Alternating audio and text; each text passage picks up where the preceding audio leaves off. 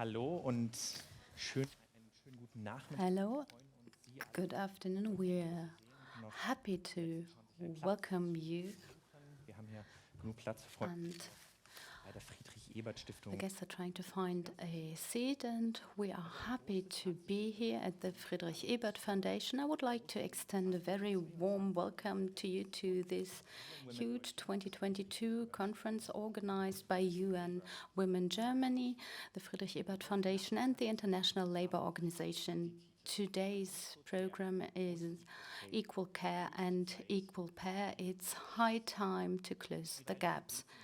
Und mein Kollege My name is Vincent Emanuel Herr, and this is my colleague Martin Speer. We are two of 6 voluntary he-for-she ambassadors, and we support UN Women Germany to raise awareness among boys and men to fight for equality. And today we are your facilitator of this conference, and in order to explain some technical details, the conference will take place in English and German. We'll have a simultaneous interpretation, and you can see that you can switch channel 1 for German and channel 2 for English. And in the back there is our live stream, so we also have online viewers. A very warm welcome to you.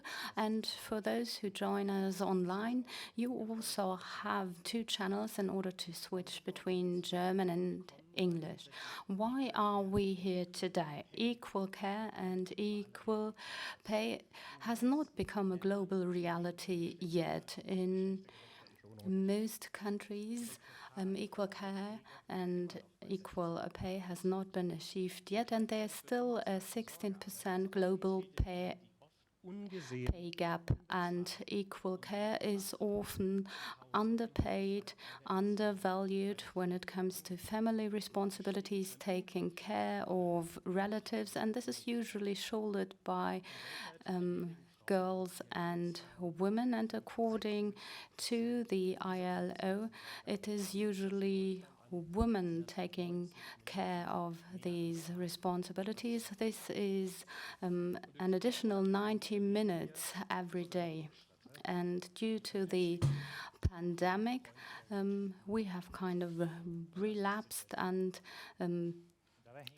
these stereotypes have become stronger, and the care gap and the pay gap are closely intertwined. And this is, of course, very easy to understand. Women spend 3 times as much with care work, so that's why they lack time in other areas, for example, for political work. And when it comes to paid work, this will also have an impact on their pensions later on. So we need to close the care gap and the pay gap, and we need to do both. And the good thing about it is that this is a huge benefit. So whether you are into closing the care gap or the pay gap, no matter what you do, it will have a positive impact on the other gap. So often a lot of work is involved, but it will lead to more equality in the end. And then there is another benefit of today's program. We have a plethora of a number of renowned experts from the ILO and the OECD, and they will explain what it is all about, talking about the care and pay gap. And there's also a big international panel in order to dig into international approaches. And afterwards, it is up to you, the audience. There will be 3 workshops that will be held at the same time, and I'm sure that most of you have already registered for these workshops. And we will discuss the topics of this conference and try to develop a number of quests that we have, and we will try and find out what are the next steps to talk. So the main idea of today's program is to learn from each other and to strengthen each other and find about new insights. And if you've joined us today here or online, and you would please use the Equality Now hashtag in order to post about this event. And now we would like to hand over to UN Women Germany and the Friedrich Ebert Foundation. First of all, there is Elke Ferner, the chair of UN Women Germany.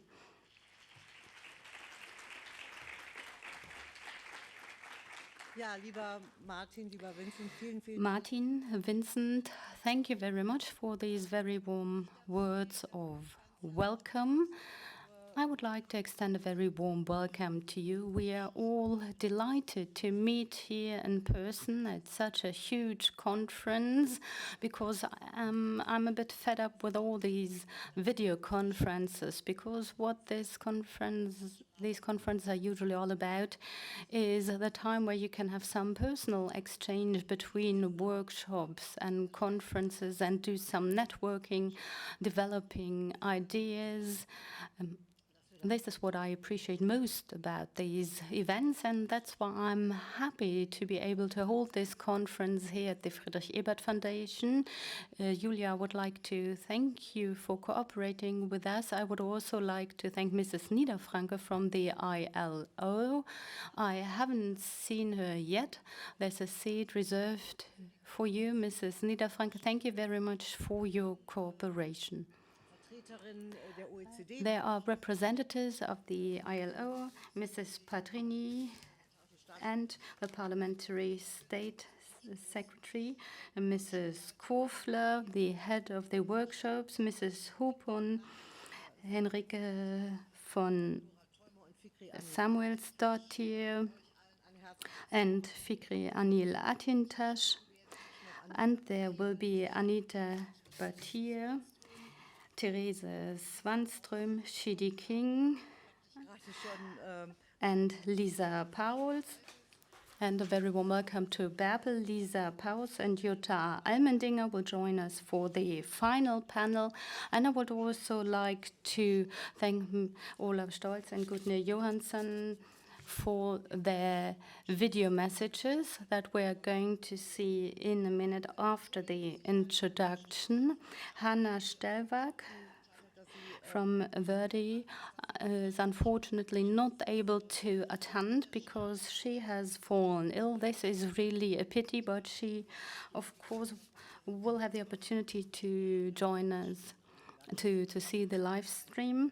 And there is a representative of the union from Sweden, so we will also have representatives from the trade unions here, which is a particular pleasure. And Karin Nordmeyer is also here. She is the honorary chair of UN Women Germany. Equal pay and equal pay, these are the two sides of the same coin.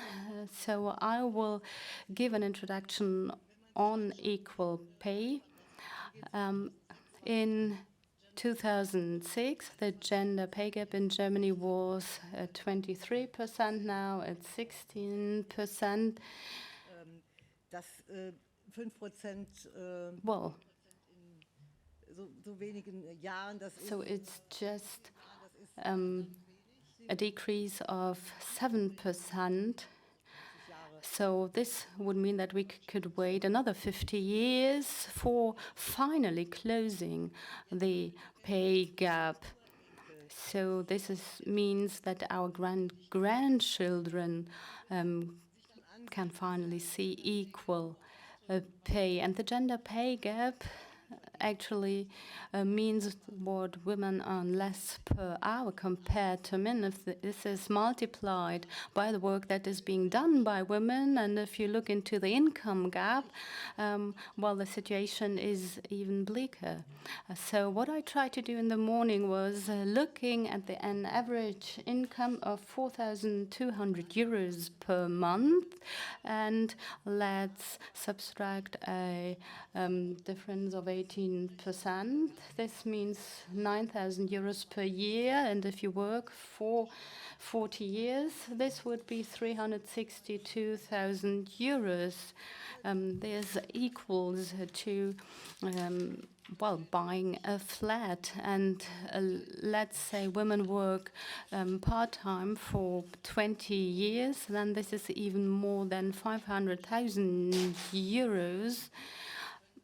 And I think this is not something that women are prepared to accept any longer. That's why we need to put equal pay into reality. We need equal pay, and we want to be treated equally.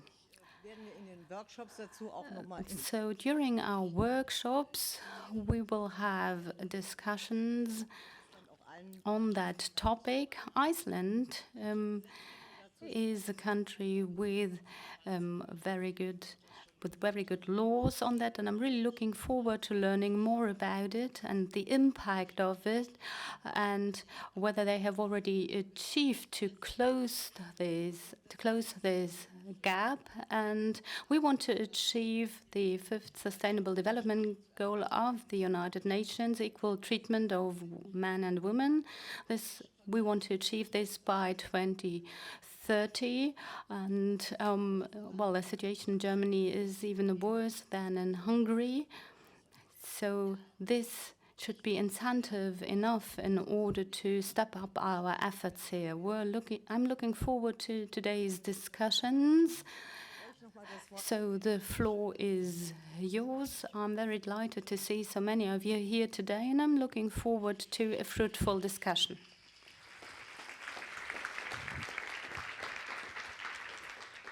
Liebe Elke, herzlichen Dank und danke, dass du... Thank you very much, Elke, and thank you very much for presenting these figures. Now we would like to welcome Julia Blesius. She is the head of the consultancy department of the Friedrich Ebert Foundation. A very warm welcome to you. Vielen Dank, Martin. Thank you very much, Martin. Thank you, Elke, for this introduction. I would like to welcome you to the Friedrich Ebert Foundation. We are very pleased to organize this conference together with the UN Women. Well, in many different aspects, we have seen a number of crises for quite a while. There is COVID, a pandemic that we have seen for 2 years. And this sometimes covers up a number of other structural problems, and this has even added to the structural issues that we are facing. And one of these problems is the gender care gap and the gender pay gap. And of course, there are even more the gender time gap, the gender pension gap, and they are all intertwined. And unfortunately, they are still a reality today. Elke has already mentioned the issue of the gender pay gap. Now I would like to tell you more about the gender care gap, because it is linked to the gender pay gap. It is a reality that women in Germany burden more of the care work in Germany, unpaid care work and paid care work. And I'm under the impression, when looking into the equal pay gap, there is more and more awareness, but when it comes to the gender care gap, there's not as much coverage. The gender care gap was even deepened during COVID, and men and women were burdened with a number of things, but Jutta Almendinger said in spring 2021 that she has the impression that this pandemic might lead to a retraditionalization of gender roles, and now we have seen a number of studies confirming this idea, because usually it's women and doing the care work, and there's also the idea that they are supposed to do the care work. So this means that during the pandemic, but even without the pandemic, it is mostly women active in care, taking care of their families and also of childcare. And this led to the fact that more than 60% of women say that they face a lot of difficulties with their work-life balance, that they are overburdened, especially single mothers. and mothers that are less qualified. Vincent and Martin have already mentioned the gender care gap per day is 90 minutes. This is about the length of a football match. And during the pandemic, there was an additional 3 hours that women have to take care of their children, and this adds up to 9.6 hours. This is more than an average working day. And this stresses how important it is to look into this phenomenon, not only talking about it, but also trying to develop an action plan. And this is what is supposed to be done during the workshops mentioned by Elke, because the idea that there is this equal care gap is linked to other areas. So there is unequal pay, then there is a slowing down of career progression of women and a pension gap. And in order to deal with this problem, women and men need to cooperate. That's why I'm happy to see some in far and few between. Of course, there could always be more, but I'm really happy that Vincent and Martin will be today's facilitators today in order to show that we also need men helping us and coming on board. All actors need to cooperate, actors, economic, political actors, and the civil society. And of course, trade unions also play an important role. They will be also among the panelists because they have an impact on labor conditions, on working conditions. And the Friedrich Ebert Foundation has been working and dealing with this topic for quite a while, equal care, equal pay in Germany, but also on an international level. And that's why I'm delighted to welcome our international guests and Mrs. Kofler, our parliamentary state secretary of the Federal Ministry for Cooperation and Development. Often it's the Nordic countries that act as a role model. They have achieved a lot when it comes to equal care and equal pay.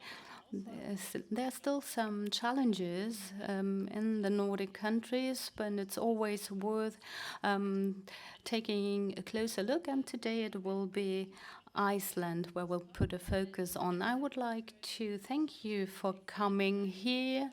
I would like to thank our speakers for coming here. It's great to meet you in person. I would like to thank UN Women Germany, especially Mrs. Förner, because she has the idea to hold this conference. And I would also like to thank the International Labour Organization. Super, sehr herzliches, ein großes Danke auch an dich, Julia. Thank you very much to you, Julia, and you have already said the right thing. We also need men when it comes to this commitment, and we can look around here and see a couple of men, so it's nice that you are all here, but there's still a little bit of leeway here.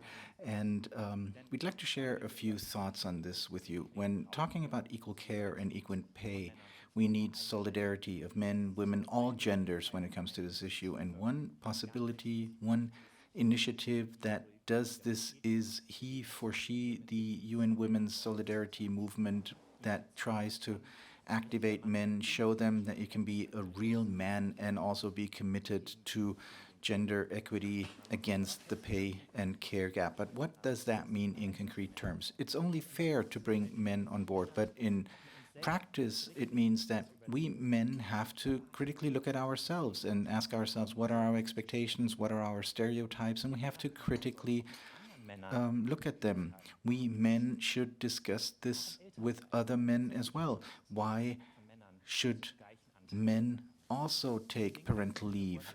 How can you achieve a good work-life balance? How can a partnership look like at eye level? And how can a broader idea of masculinity look like? If we do this as men talking to other men, we build bridges and we contribute to the establishment of a truly better world. Our he for she ambassador colleague Robert Franken, who's not present today, but who is very active, he's one of the 6 ambassadors, once summarized this quite nicely. Teil der Lösung. If you are not part of the solution, you're automatically part of the problem. And I think there's a lot of truth to that. The good thing is men also benefit from advances in the equal care and equal pay issue. There are numerous studies showing that if men play a more active role in the family life, they have closer connections to their children, and there's less pressure. Relationships are more stable, more resilient, and can weather crises better. And there's less pressure of being the breadwinner for the family. So these gender stereotypes make life more difficult for all of us. And it's important to talk about care work among men. If you ask men what care work means, they don't know what it is. And how big is the mental load?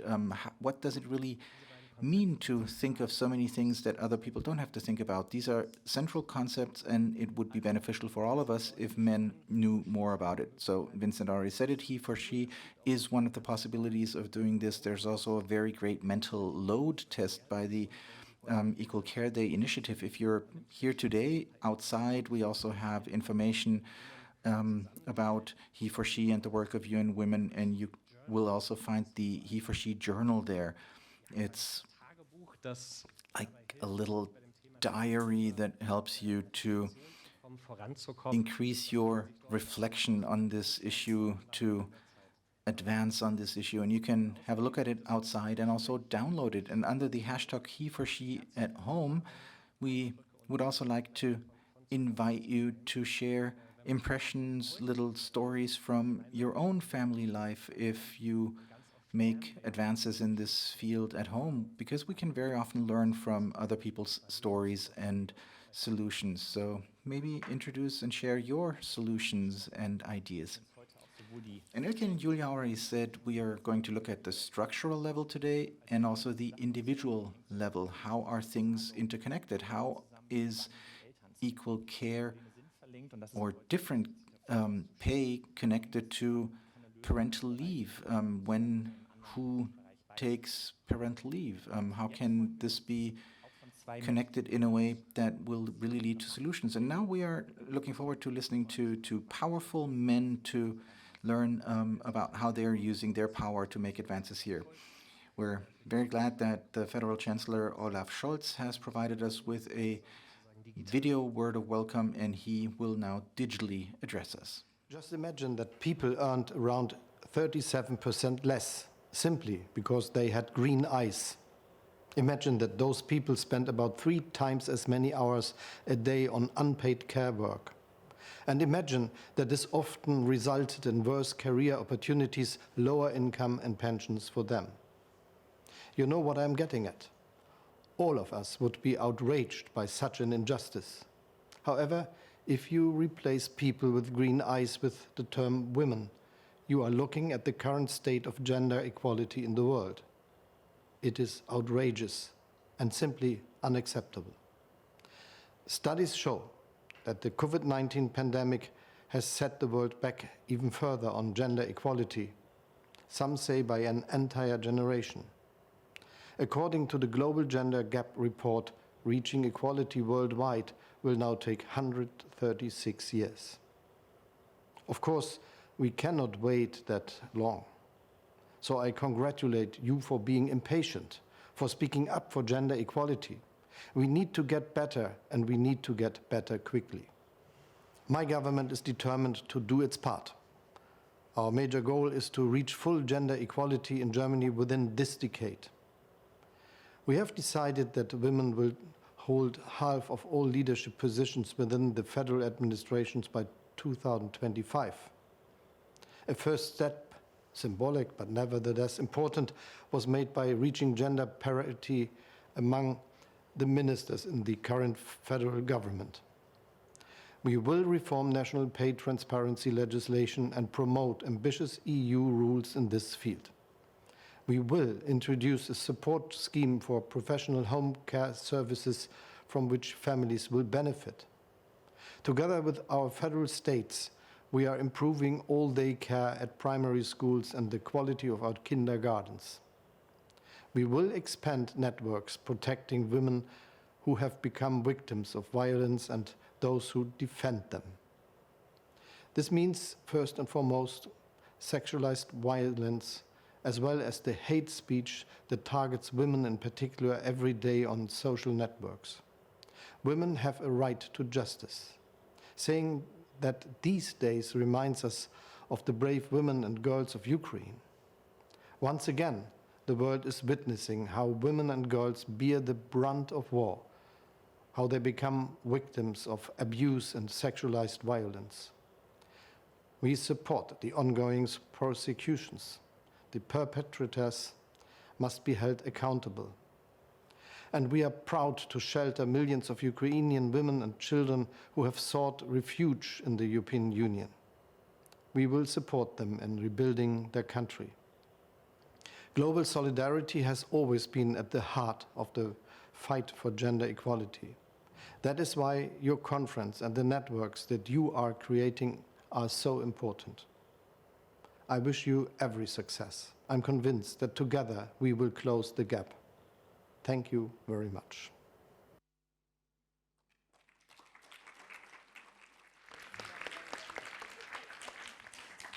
Vielen Dank an den Bundeskanzler. Thank you very much to the Chancellor for this clear statement, which we, I believe, all appreciate. I think Julia already mentioned it. When it comes to these issues, it's always worth to also look towards the north and see what we can learn when it comes to making advances in care and pay gap reductions. We have a number of Scandinavian speakers present today, and that's very nice. And I'm particularly glad, following the Federal Chancellor, we now have Gudni Johannesson, who is the President of Iceland and has also sent a video message. Mr. President, please. Sehr geehrte Konferenzteilnehmende und Zuhörende. Dear participants of the conference, around the world, the work of women is less appreciated than the work of men. For the same or similar work in the labor market, women receive less pay than men. Women everywhere in the world do more unpaid work for education, housework, and care. The same applies to the Nordic countries, and unfortunately, Iceland is not an exception to this rule. This situation needs to be remedied. We have the means of doing it if we only want. But this requires concrete measures. Here in Iceland, we have started to take the first steps towards this direction. In 2017, Iceland, as the first country, embedded a certified equal pay in a law. By law, institutions and companies need to prove that men and women receive the same pay for same or similar work.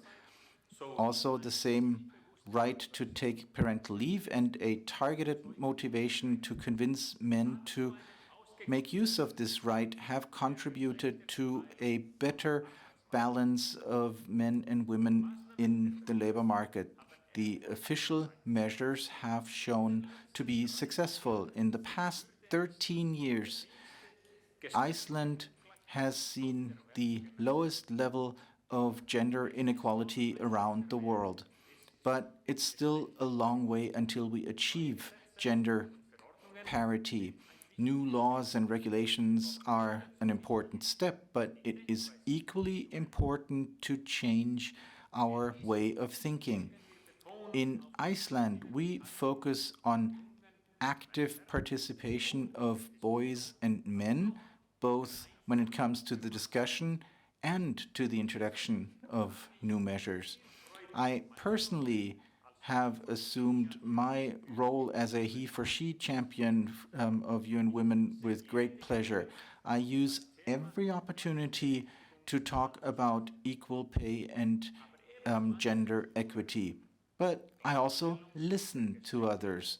Gender equity cannot be achieved if we consider this to be a private topic for and of women.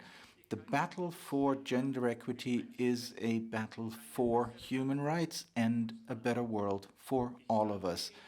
I would like to thank all of you for your commitment, and I wish you the best of success.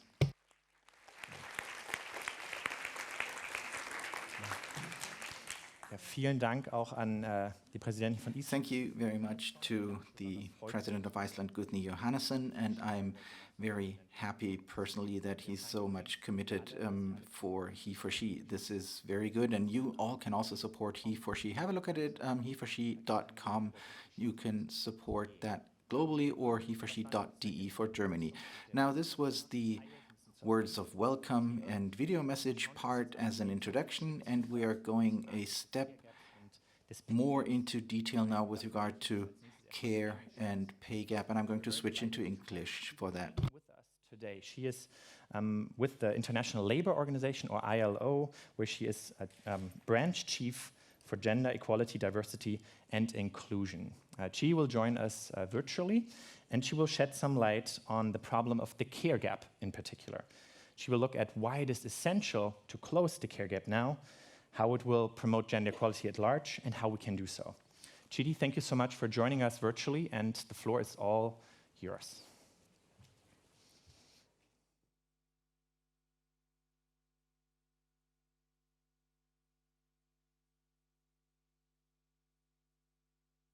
On behalf of the ILO at this important conference on what is such an pressing topic. I certainly would have loved to join you in person, but we're also very conscious of the need to minimize our carbon footprint in our seemingly increasingly fragile and vulnerable world. I'd like to congratulate UN Women and FES on the organization of a conference that really highlights the intimate link between equal care and equal pay.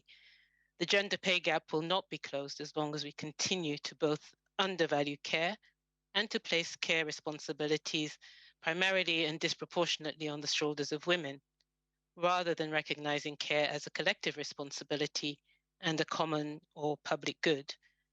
We know that the vast amount of unpaid care and domestic work performed predominantly by women, 2 to 10 times more than men across the world, contributes to human well-being. It builds stronger social ties. It's indispensable to protecting our environment, building resilience to climate shocks, and it enables economic dynamism, participation, and inclusion. Yet it remains largely invisible in terms of our national statistics, as well as systems for measuring social and economic value. If I can share just a few facts and figures, in 2018, 2 years before the COVID-19 pandemic, the ILO found that 606 million women were unavailable for employment due to unpaid care and domestic work responsibilities. Compare this to 41 million men. And before the pandemic, the gap in hours worked in employment by women and by men was already large, with women working an average of 19.8 hours per week compared to 34.7 hours per week for men. And a large part of this discrepancy was attributable to the need to try to balance work and family responsibilities. And the situation seems to be getting worse. The ILO's latest monitor in the world of work shows that women globally now spend 18.9 hours weekly in employment, or if you like, 57% of average hours worked by men. So we know that disproportionate care responsibilities had a significant impact on women working in the informal economy as well.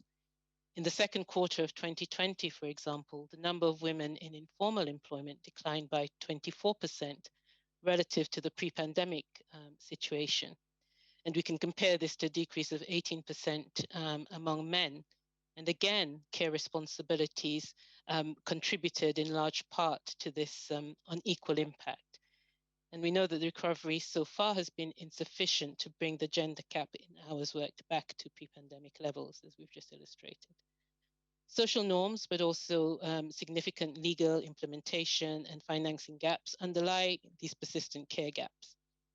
The ILO Convention on Equal Remuneration, number 100, has been ratified by 174 countries, but the gender pay gap persists in every corner of the world.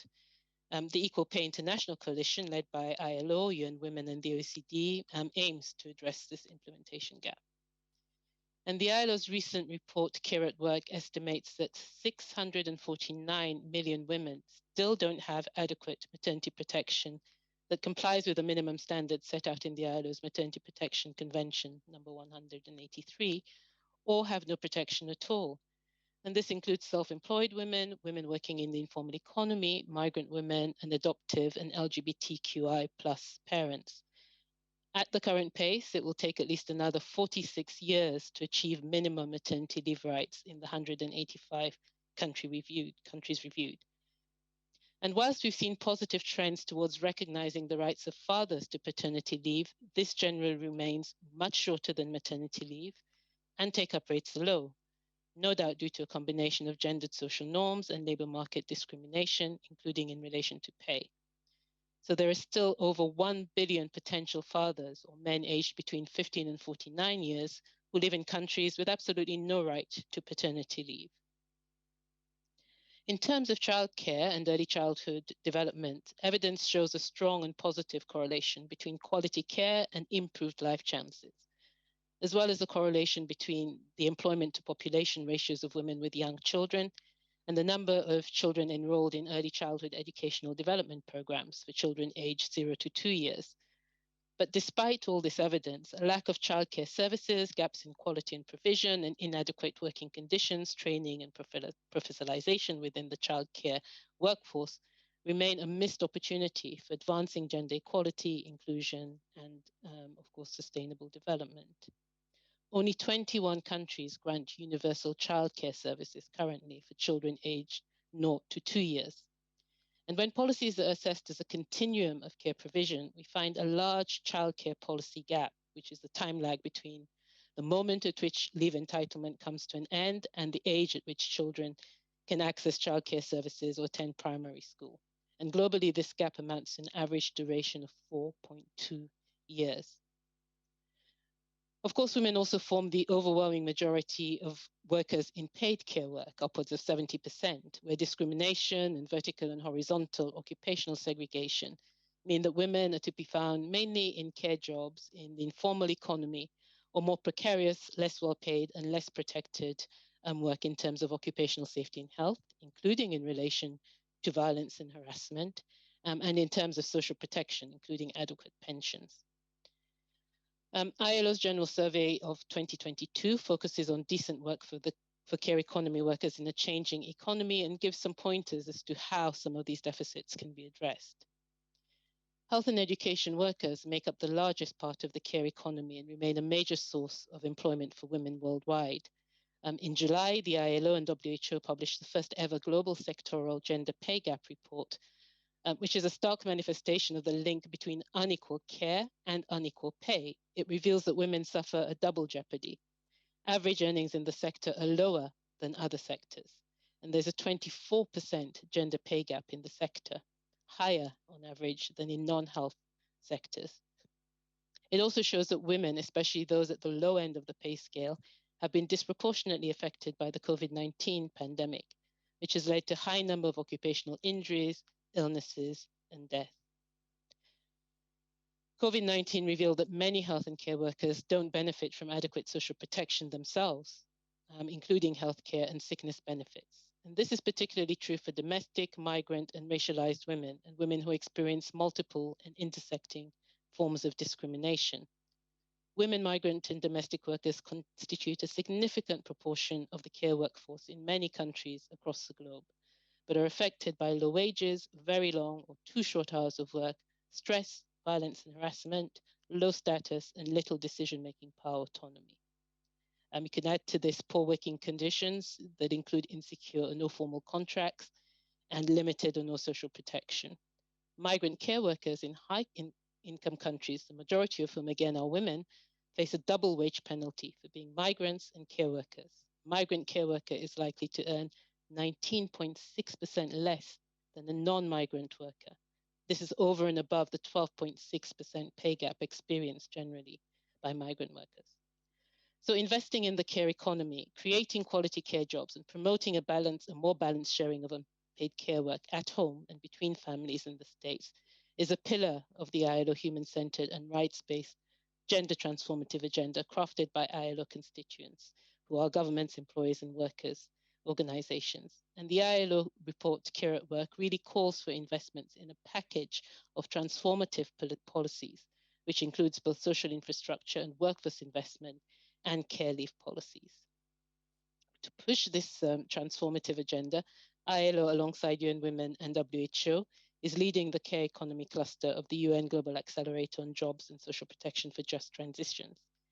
And then in wrapping up, as I see I don't have very much time left, but perhaps I can say just a few words about how the ILO is working with its constituents and others to address this persistent care gaps. The ILO's 5R framework for decent work forms the anchor of this work. In addition to recognizing, redistributing, and reducing unpaid care and domestic work, including through the provision of quality public services that are also accessible for women in rural and remote areas, and gender transformative social protection, it's essential to ensure that care work is appropriately rewarded and that care workers' right to representation is guaranteed and respected. And more detail on this framework is available both in our Care at Work report and the UN Women Toolkit, Unpaid and Unpaid Care Work. ILO is developing a global care policy portal with support from the Bill and Melinda Gates Foundation to make the Care at Work data broadly available. And this includes a care policy investment simulator to help member states and other partners simulate how to close care policy gaps in line with national context and reap the multiple benefits of investing in the care economy. We are partnering with UN Women, UNDP, and UNICEF to assess the care needs of target populations and to help build fiscal, regulatory, and technical capacity to design, finance, and implement inclusive policies and care jobs in the care sectors. And we're carrying out extensive field piloting of new light time use models as part of ILO labor force surveys to support countries to measure participation and time spent on unpaid care and domestic work. We're providing technical assistance to improve the skills, professionalization, and working conditions of care workers, including domestic workers. These are just a few examples that point not only to the need, but also to the possibility of accelerating progress and investing in transformative policy packages that can close care gaps and that are responsive to gender needs and also to national context. We stand ready to work hand in hand with all of you to ensure that a better world of work is one that is more caring and gender equal, and where women at work in all their diverse backgrounds, experiences, and characteristics are remunerated according to the true value of the work they perform. Thanks very much for listening.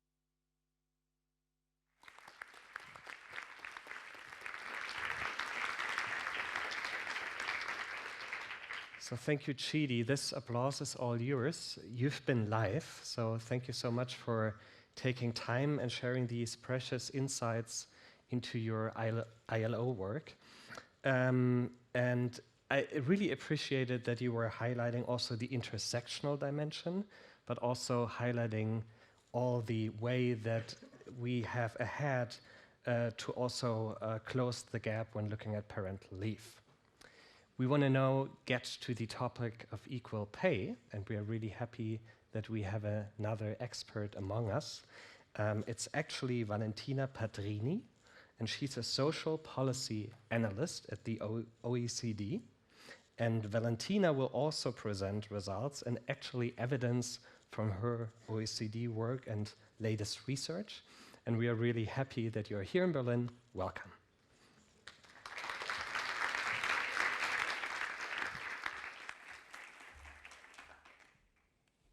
Hello, everybody, and thank you so much for the organizers for gathering us together here to talk about such a timely topic. And also thanks to all the previous speakers who already gave us so much inspiration with their words. You won't be surprised to see that what I'm going to show you is very much related to what the previous speakers have already mentioned. But I'm going to show you a few slides. Maybe just to start, At OECD, we have recently assessed the implementation of our recommendations in gender equality.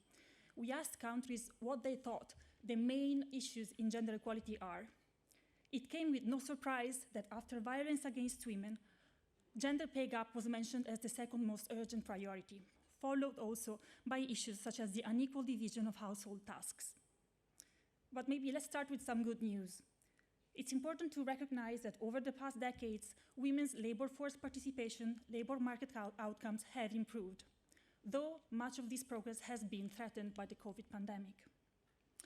Another good news is that also the gender pay gap has been decreasing over the last years. If you look at 25 years ago, on average across OECD countries, it stood at 19.2%. Now it stands at 11.7% on average. The bad news, though, is that this is still a very serious gender equality challenge. A wage gap of 11.7% means that a woman working full-time today makes 88 cents on average for every euro or dollar a full-time working man makes at median earnings. If we look at average values, the yellow dots, we also see important variation across countries. There are countries such as Korea, Israel, Latvia, Japan, where the gender pay gap stands above 20%. And these aggregates likely underestimate the extent of the gender pay gap across different groups that suffer intersecting forms of discrimination deriving, for example, from issues such as race, ethnicity, sexual orientation, or gender identity. The gap gets even larger if we not only consider full-time working men and women, but if we look at how much money all working women and all working men take home at the end of the year.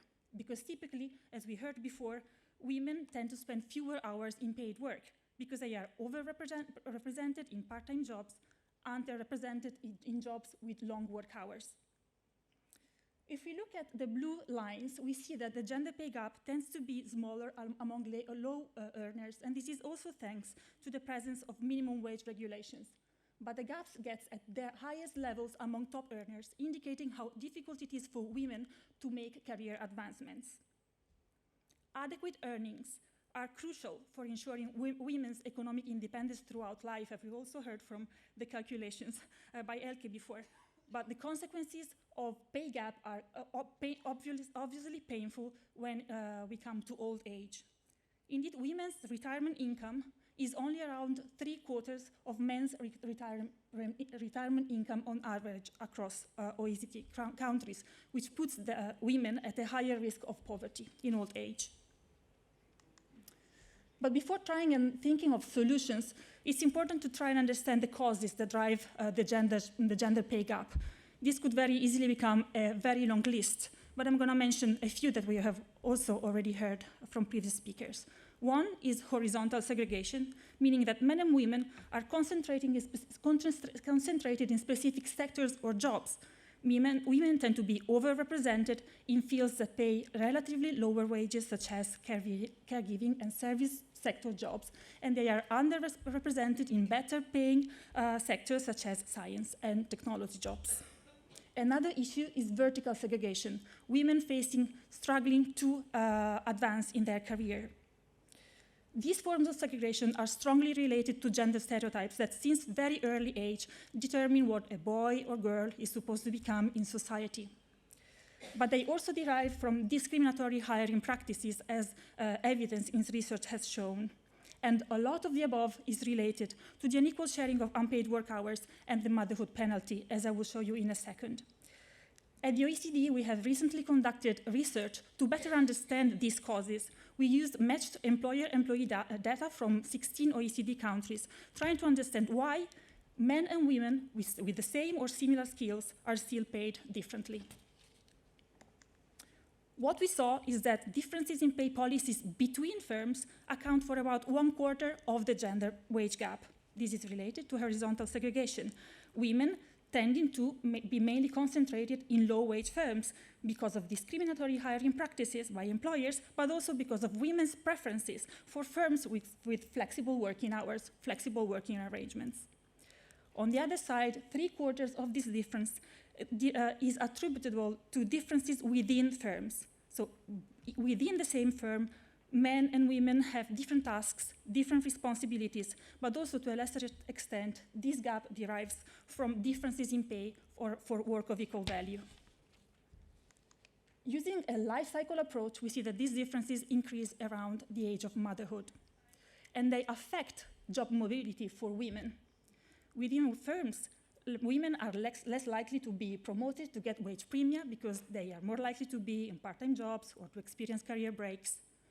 Between firms, women are much less likely to change jobs because of wage or career considerations, more likely to do so because of personal reasons, including looking for an employer that offers work-life balance solutions, or again, an employer that is close to home.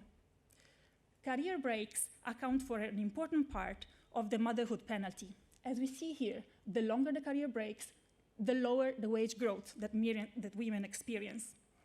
And much of this can be attributed to the unequal sharing of unpaid work hours between parents. As we heard before, even before the pandemic, in every single country, women were doing more unpaid work than men. This limits both the time that women can spend in paid work, as well as their possibilities to advance in their careers.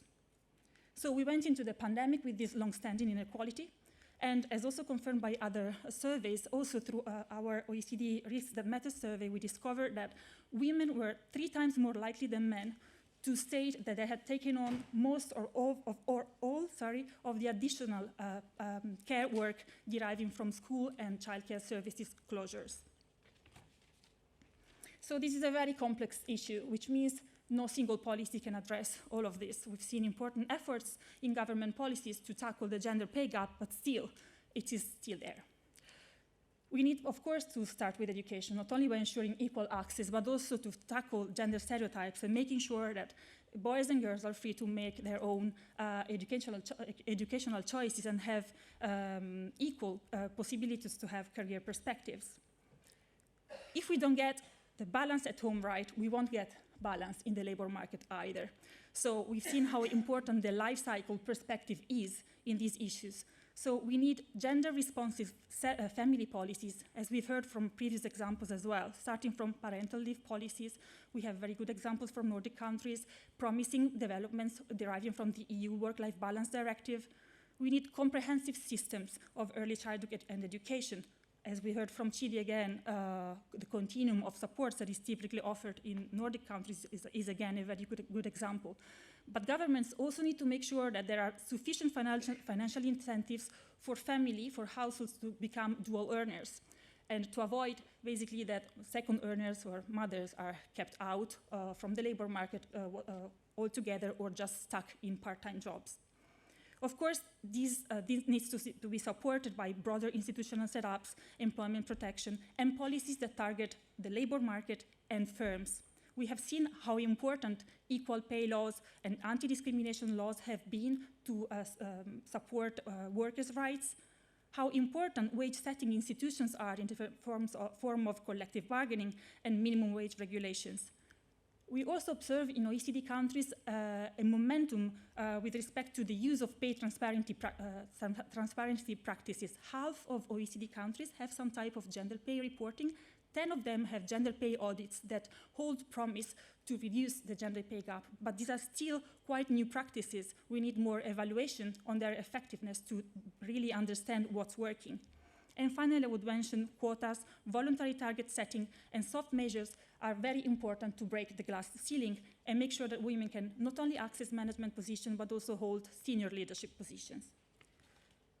You can read much more in a number of research that we have published. I know that this presentation will be shared, so don't hesitate to have a look at those, but also get in touch with me in case you have any comments or questions. And thank you so much. Looking forward to the following discussions.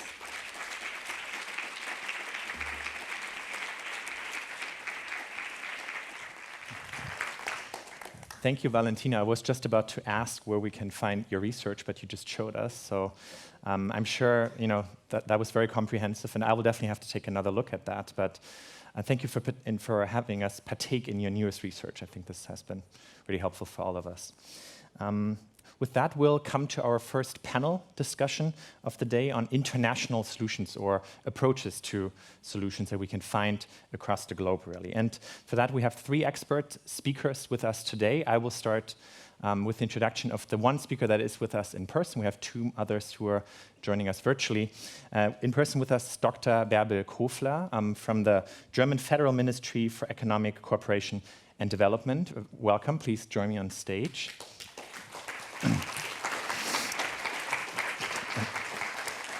Yeah, and we already have these nice name signs here. That's wonderful.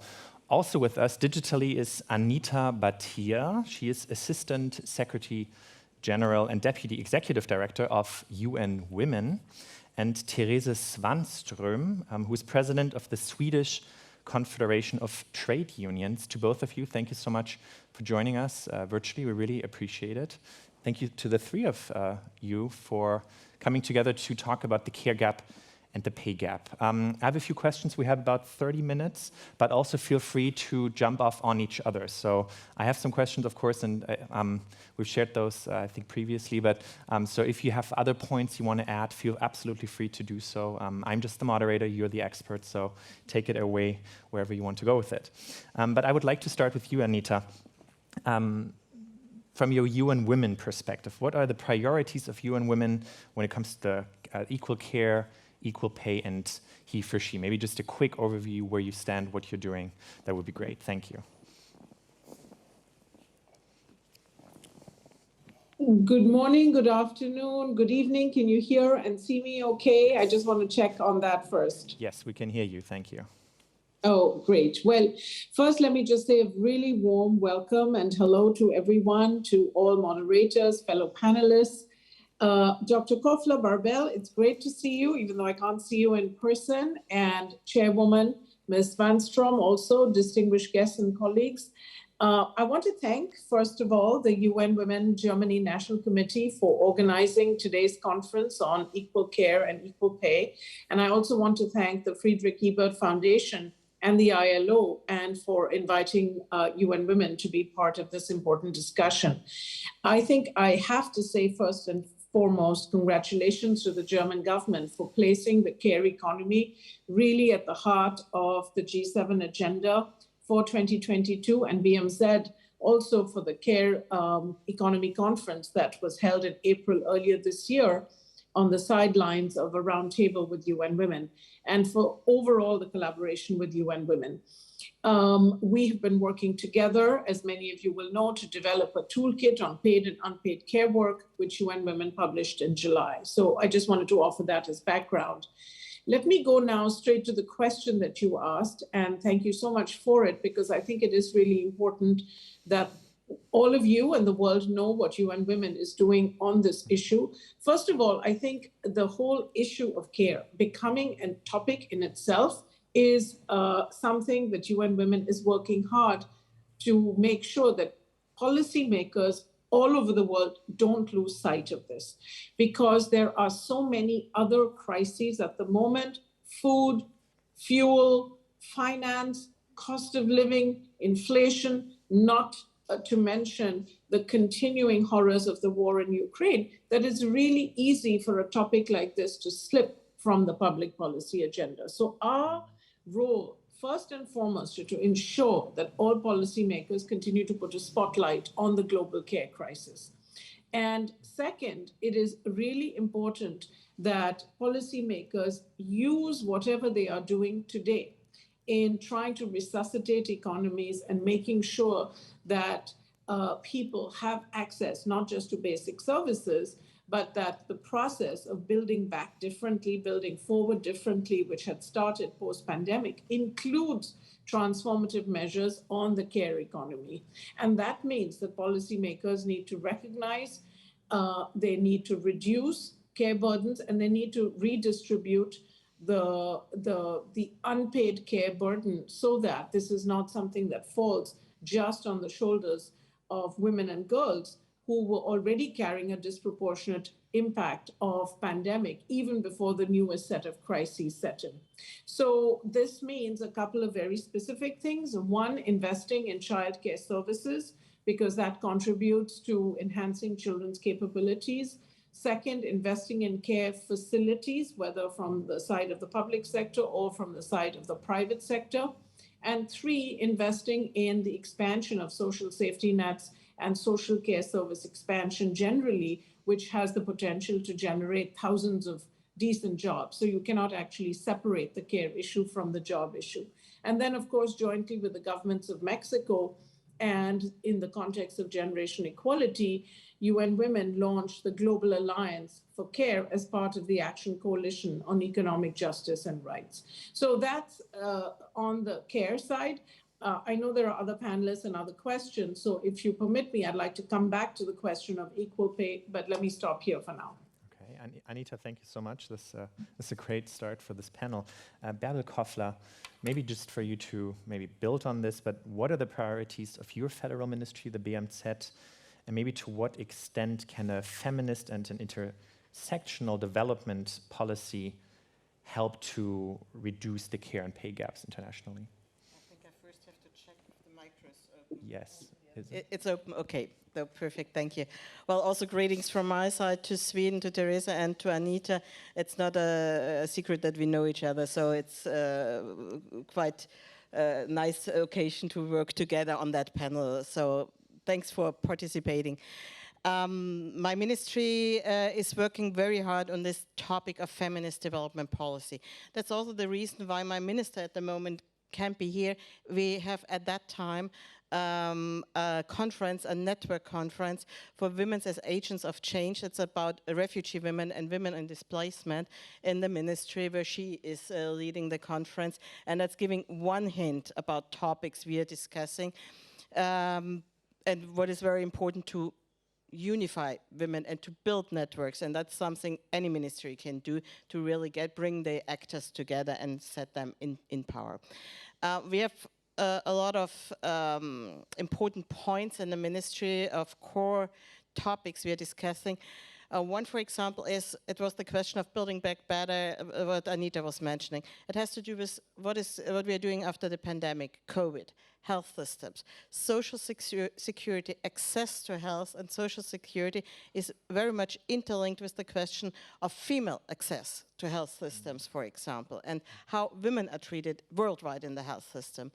If you talk about transformation, just energy transformation, for example, it's about workspaces and workplaces for women. So we have to think how we do those transformation processes in a progressive way to include women.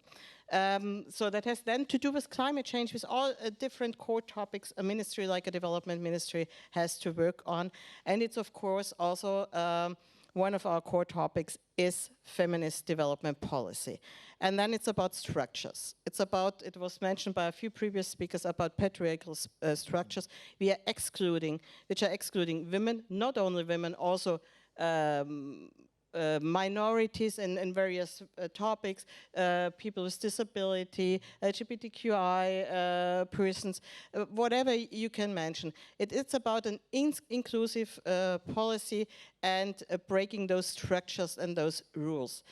And it's not a big secret that we copied from the Swedish, so I'm happy that we have a representative from Sweden here. It's about the 3 R's. And it's quite simple. If you look worldwide, women only have access, but if it's about rights, access to legal rights, 75% of the rights the men have access to. 75%. So that's the first thing where we have to break structures and where we have to start in all our countries, but we as a development ministry also in our international context. And it's about, for example, also labor rights. I just point that out because I think that's very important and where we can do a lot as ministry. It was about equal payment and the role of trade unions. I was just coming back also from Tanzania, where Friedrich Ebert Foundation had a meeting with female trade unionists from all African countries to unify them and to have a look what their problems are. And the gender pay gap is pretty big in a lot of countries who are producing products for our markets.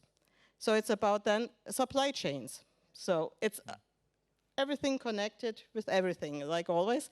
But it's about supply chains. If we discuss in the European Union about a new directive on supply chains, the question on female participation and pay gap is one of the big issues and should be one of the big issues where we need, I think, to fight the next year for having a real clear stand there.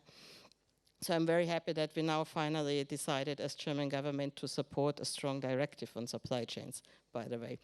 So it's about rights, it's about resources. So if it's coming to the development ministry, then it's also about, for example, access to land rights, access to financial resources. It's still the case that female small enterprises have a lower access to credits, to banking facilities, and so on. So it's about resources. And of course, at the end of the day, about the third R, about representation. And then I think there's a strong interlink also with care work, because if women are doing 3 times worldwide, 3 times more care work than men do, where's the time left to participate in democratic processes? So that's also something we have to work on.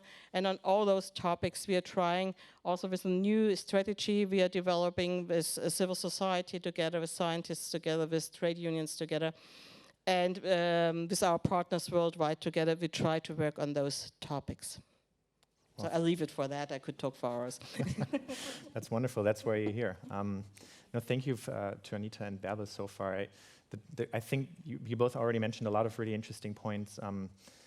I particularly noted down, I think, Anita, you talked about care workers deserving a bigger spot in this, or like should be put in the spotlight, really be highlighted more, really increase the recognition and value. I think you alluded to that as well, representation. Maybe with those ideas and the many others you already shared with us, I want to hand over to Therese Svanström. Similar question to you. Can you update us a little bit on what your organization is focused on, the Nordic trade unions? Maybe just, I mean, you're with the Swedish trade union, but I think you can also speak a little more broadly about Nordic trade unions. What is the priority there when it comes to care gap and pay gap? Thank you for the possibility to do that, and thank you for you organizing this important meeting with these important topics. And it's nice to be mentioned in a positive way as the good example, but I would just underline that we're not still there in the Nordic countries either. So we're struggling on with all these issues in different ways. And I would say that there are 2 strong priorities for Swedish and I would say the Nordic trade unions, as you mentioned, regard when it comes to if you talk about equal pay and equal care, or as we tend to mention it nowadays, equal life income, which includes both equal pay and equal care, I would say. And the first priority is a more equal parental leave, which also demands actually a more equal parenting. And we are, of course, proud to have a generous parental insurance for both mothers and fathers with income-related benefits, but the insurance also does need to improve and to be improved so that parental leave is more equally divided between women and men, also in Sweden and in the Nordic countries.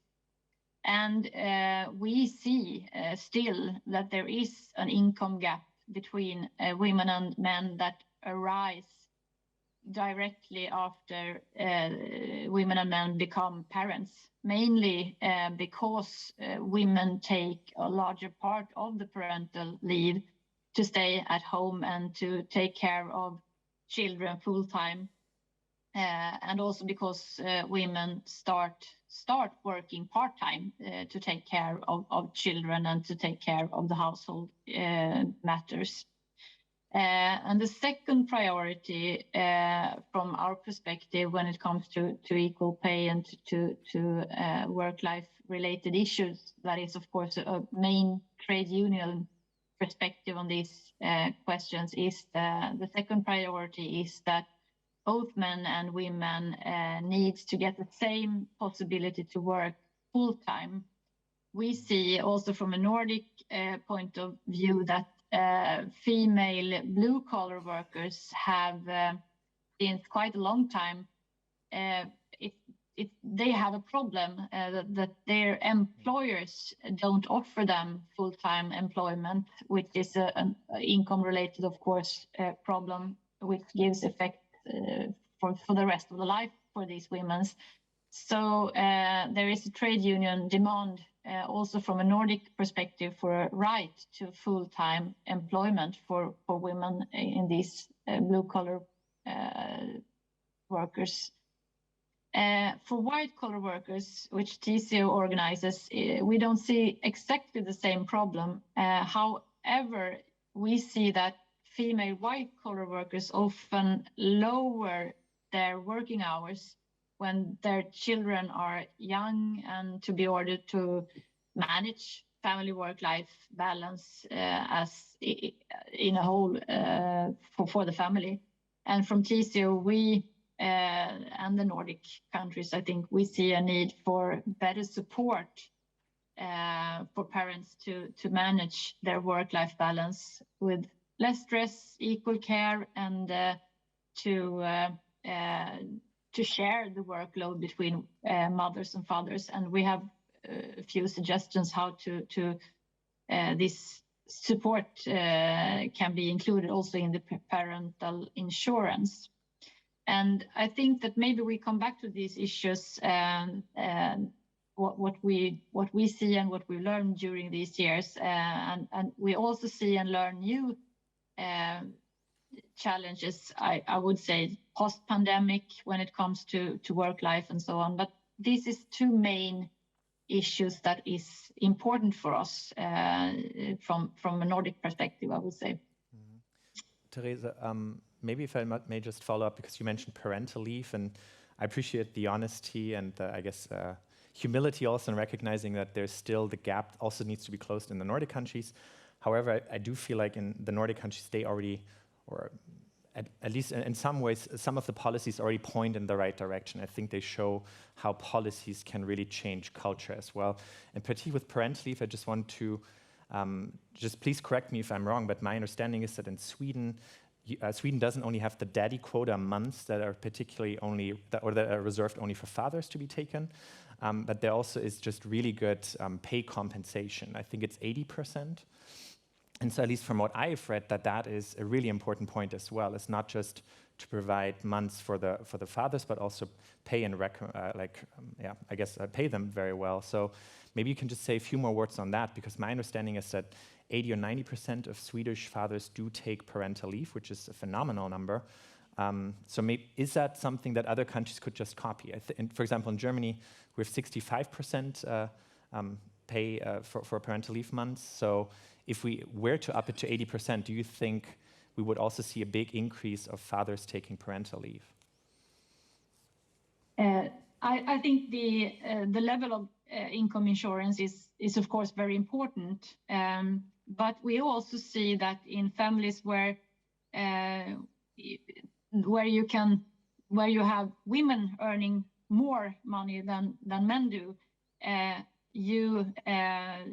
women take more out of the parental leave anyway. So it's not always an economic incentive. It's also much about norms and much about women and men, how you handle the issue on the workplace.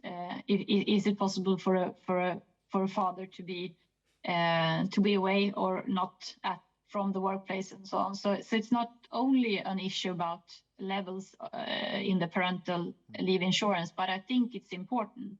Okay. And that's also what we as trade unions from a Nordic perspective think is important. So actually we have also negotiated for even more compensation in a lot of areas on our labor market to top up the state income parental insurance, just to even more facilitate for both mothers and fathers to use their parental leave insurance.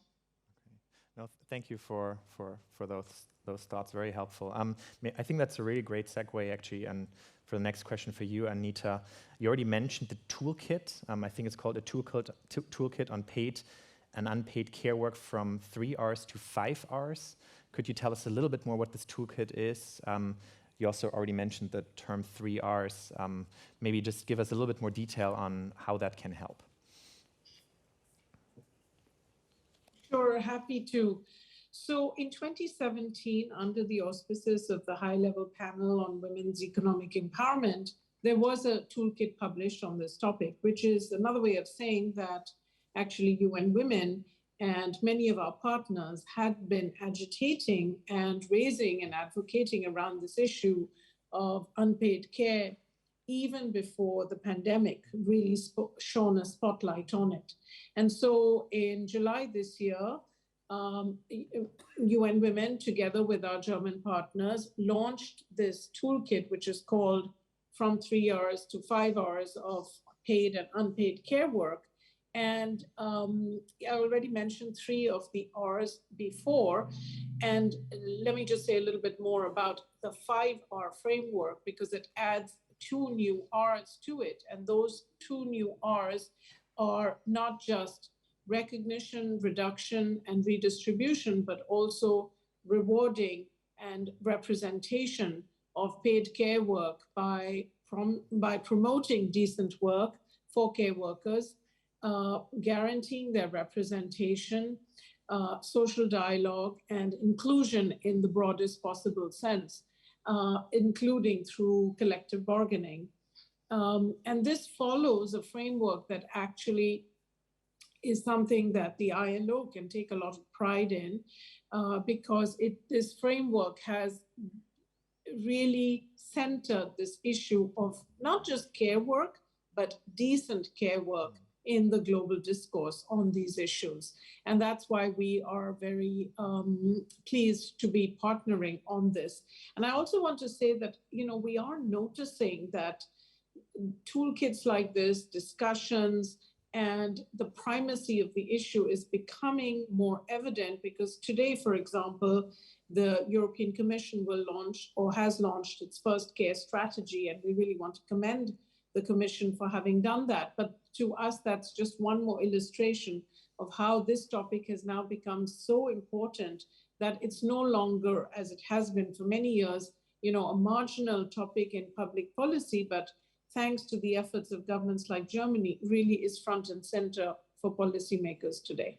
Back to you. Thank you so much, Vincent Emmanuel, for that good question. Yeah, thank you. Bärbel Koffler, back to you. Maybe a little bit building on this, I'm curious if you can give us a status update on 2 specific initiatives, the Generation Equality Forum and the Global Alliance for Care. Can you tell us more about that? Yeah, I will a little bit more, but I want to underline that this multilateral component for us is of big importance, because we're not talking about what we can do bilaterally only as German government. It is all a joint effort, a European joint effort and an international joint effort. And that's why Anita was pointing out this UN Women Toolkit, why it is so important for us to support that, because then we have a better leverage. If it's not only our country, but if you're doing it together with others and globally. So that's why we are very much interested in working with UN Women, with ILO, why we're trying also in our G7 presidency to support the Global Alliance for Care, that's from the World Bank, and also try to really promote that G7 countries are putting money on that table, and we do that as a government also. It's in that case about starting with 20 million, but you have to do something. So I just want to give a framework that it's not only 2 programs, that's a whole multilateral picture which we have to support and where we have to get strong. So the 2 cases you were asking, or the two projects, the Generation Equality Forum, for us it's quite important because that's the largest multi-stakeholder forum worldwide, or alliance worldwide, where we can support reaching the SDG 5 goal. So it is of a crucial importance for the German government, and it's then the forum where we get the chance to fight against the pushbacks we've seen through the pandemic and after the pandemic. So it is of important. We have this momentum now. We are trying to push those forums also as a member internationally. For example, if it's coming to economic justice and rights action coalition, we also put money on the table. It's always, we're in the budget week here in the parliament now. It's in any case always about money also. Kind of one of the asks, the resources. So, and we put money on the table for that also. In that case, that's has been 240 million euros. So that's showing the one thing which is important for us, the Generation Equality Forum. And you were talking also about Global Alliance for Care. I was already pointing out that it's important for us during our G7 presidency that we were really trying to push that. And of course, it's not ending with a presidency or with a final declaration. We have to make sure that those processes are then continued by the countries following us in the presidency. I was very happy that the Japanese government was present when we had this meeting in April with UN Women, with ILO, that there is a big interest in continuing those efforts. And that's something we will do if we have the presidency or not in G7 and try to support our partners on that way. Great. And about the money, I was already talking. No, thank you so much. I think this was a really important point, particularly that it's not just about bilateral cooperation, really it's about global or international efforts. Teresa, maybe you can also shed some more light on that, particularly with your experience of Nordic trade unions working together. What really how can we come together as an international community or as countries across borders to tackle these issues? What works well there? What are the challenges?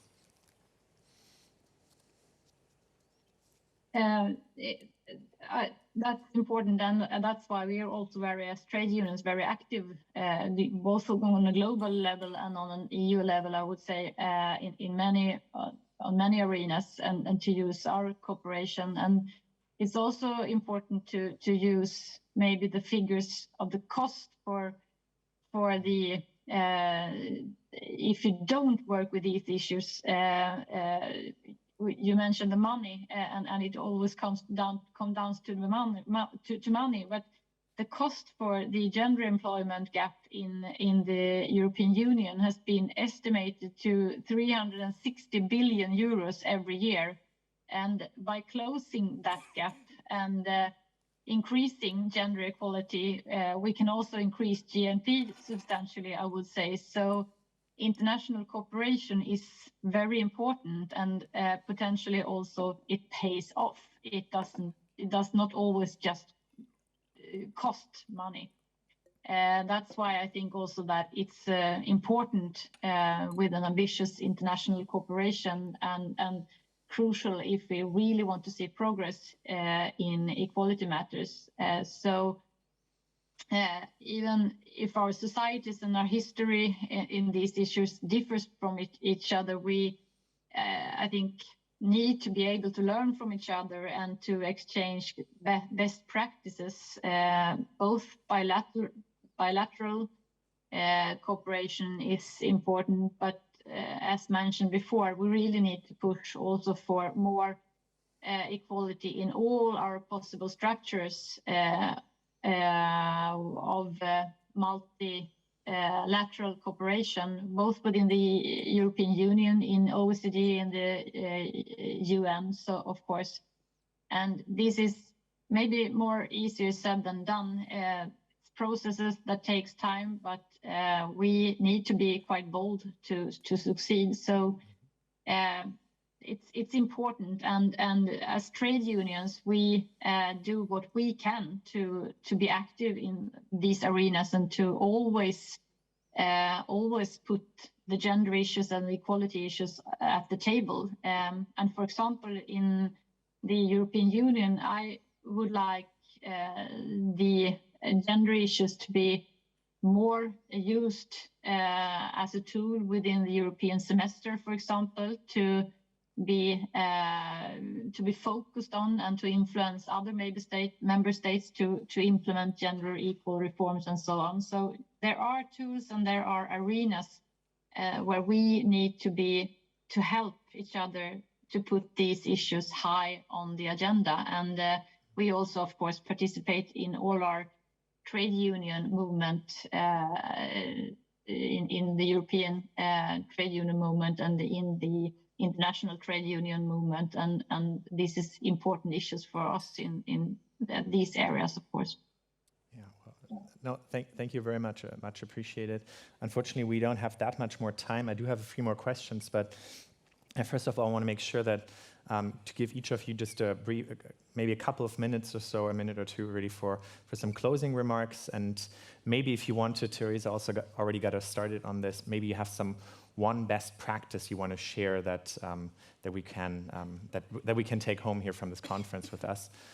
So this is just our way of wrapping up this panel. Maybe Anita, if you would like to go first, that would be great. Thank you very much. And just building on what Barbel and Teresa said, I think the whole multilateral approach is really important because it creates incentives for better performance, because benchmarking and competition and a race to the top is always good. So it's important for sharing information, but it's also good to show what is doable, what is feasible. And this, if you have one member state or one private sector company that has achieved something that is good, then you have a very concrete example that you can point to and be inspired by. So I think it's really important that we come together. I think maybe one good example that you asking for what can we share in addition to generation equality, which is a very, very important example, as Barbel said, of multi-stakeholder approaches.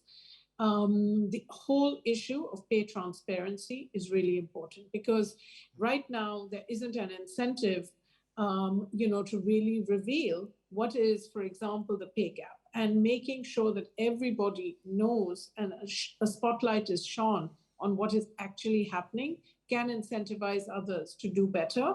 And so I would say the work of the EPIC, the Equal Pay Coalition, is really important as one example that I could leave with you of good practice that is worth emulating. Of course, there are many others, but I think, within generation equality, I would just encourage everybody to look more closely at that as a platform from which many examples can be sought and shared. Thank you, and back to you.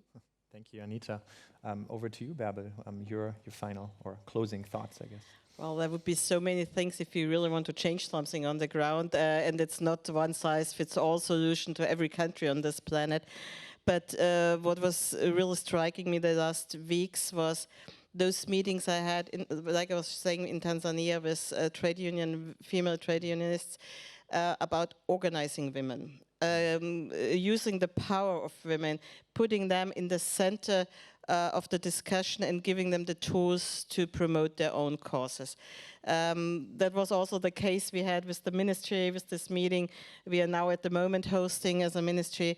I think that's something we also can do as a ministry. If we talk about things that we practically can do on the ground, we can organize and we can network and we can give the space to women to empower themselves. And as one of the women was saying in the conference I was joining before, it's not only about participation, it's about leadership. So we have to get really, really strong, and we can do so. And I think that's one of the things a government has to do. And not only a government, but a government also has to do, and my ministry has to do. And that's those two moments, this conference and the African Female Trade Union Conference we had in Tanzania with FES. They were inspiring, and I think those examples we can work together. Thank you for sharing that with us, Therese. You have the last word for this panel. Thank you, and just have to say how glad I am to not, as a trade unionist, need to. I don't need to mention organizing myself. That you do it as well, Bärbel. I'm very glad for that. But from a Swedish perspective and a Nordic perspective, just a few words about what's been important for us during the years. It's, as I said, the possibility when it comes to equal income, it's the possibility to work also as a parent, but that needs also to be combined with parental insurance, but also with a good quality childcare to reasonable fees. I would just add that to my former words about the workplace and how important that is. And of course, also another important issue that has been very important from a Swedish perspective is the income tax system. We have been fighting from the Swedish trade union movement for decades to not have a family-based tax system. And when we managed to change that regulation in the 1970s, that gave actually results that were quite astonishing when it came to female labor market participation. So that's important. And of course, a very important final remark is to work hard and not to give up. We see tendencies that we have backlashes in areas that we didn't thought was possible. And now is the time to not give up, to work hard, and to stay strong together in these issues. Thank you. Thank you.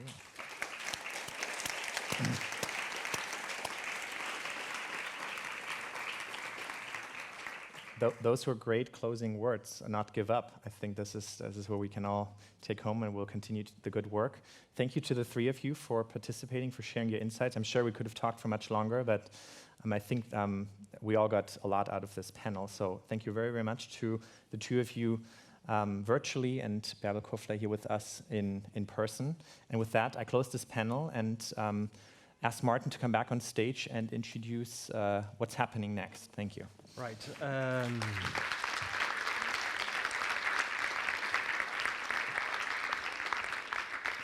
Und wir wechseln wieder ins Deutsche. And we're switching back to German because this is the end of the first plenary part. And as you can see, now we are inviting all of you very cordially, those of you who are physically present, to choose one of the three workshops. Those of you who are joining us on the live stream, you cannot digitally join us in the different workshops, but you can rejoin us at 5 p.m. where we will be presenting the results. For those of you who are present here, you've probably already made up your mind which workshop you want to participate in, and I'd just like to quickly present the three workshops to you again. The first workshop will focus on the issue of equal care. It will take place in room 1.02. It will be held in English with an input by Marie, and it will be facilitated by Sasha. We have workshop number 2 here in the big room with translation English and German. Henrike and Stella will be here. It will focus on equal pay. And workshop number 3, men and care group, will be in room 1.03 in German with Fikri and Nora. If you haven't received a confirmation or haven't picked a workshop, we recommend to stay here in the biggest room because this is where we have the most space and can accommodate all of you. Logistically, how do you get to where you want to go? If you leave this door, to the left and to the right, there are stairs. And if you want to have an elevator, you can find the elevator close to the main entrance. And we also have UN Women staff who can help you to find the respective rooms.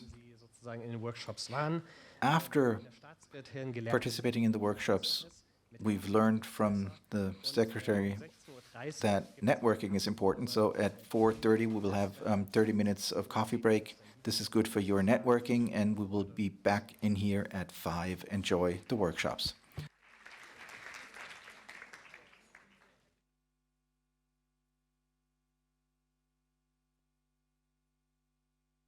Publikum, genau, willkommen zurück aus den Workshops, willkommen zurück aus der... Welcome back from the break and the workshop. We just learned that the break was used in order to form some new alliances and do some networking.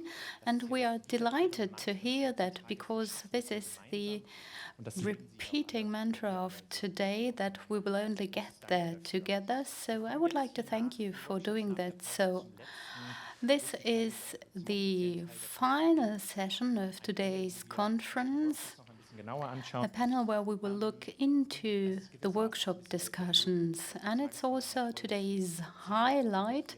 So it's really great to see so many of you here. Gemeinsam wollen wir eben die Forderungen diskutieren, die Sie We would like to discuss the demands that you have developed and voted on during the workshops, and we will also look into the overarching demands in order to make some progress in the subsections, and we will do so with a renowned panel. So I would like to ask our panelists to come to the stage. I would like to welcome Lisa Pause from the Federal Ministry for Family Affairs, Senior Citizens, Women and Youth, our minister, and Professor Jutta Almendinger, Präsidentin des WZB. Sie hatte President of the BZB. So this was really actually the shortest way to get here. The building is just across this street. Sitzt sie dem Gender Equality. She's also part of the Gender Equality Advisory Council, Schon gehört.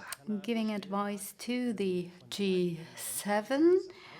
Mrs. Stellwerk from Verdi cannot be here. She's fallen ill, so she's unable to attend. And the good thing is that her feedback on the demands will be handed in later in writing, so you can read up on that on the UN Women webpage. And of course, we hope that she will recover soon. Thank you, Jutta. And then there's also Elke Ferner. Genau, wie jetzt so ein bisschen auch dieses Panel ablaufen wird, wir werden die... So how are we going to proceed?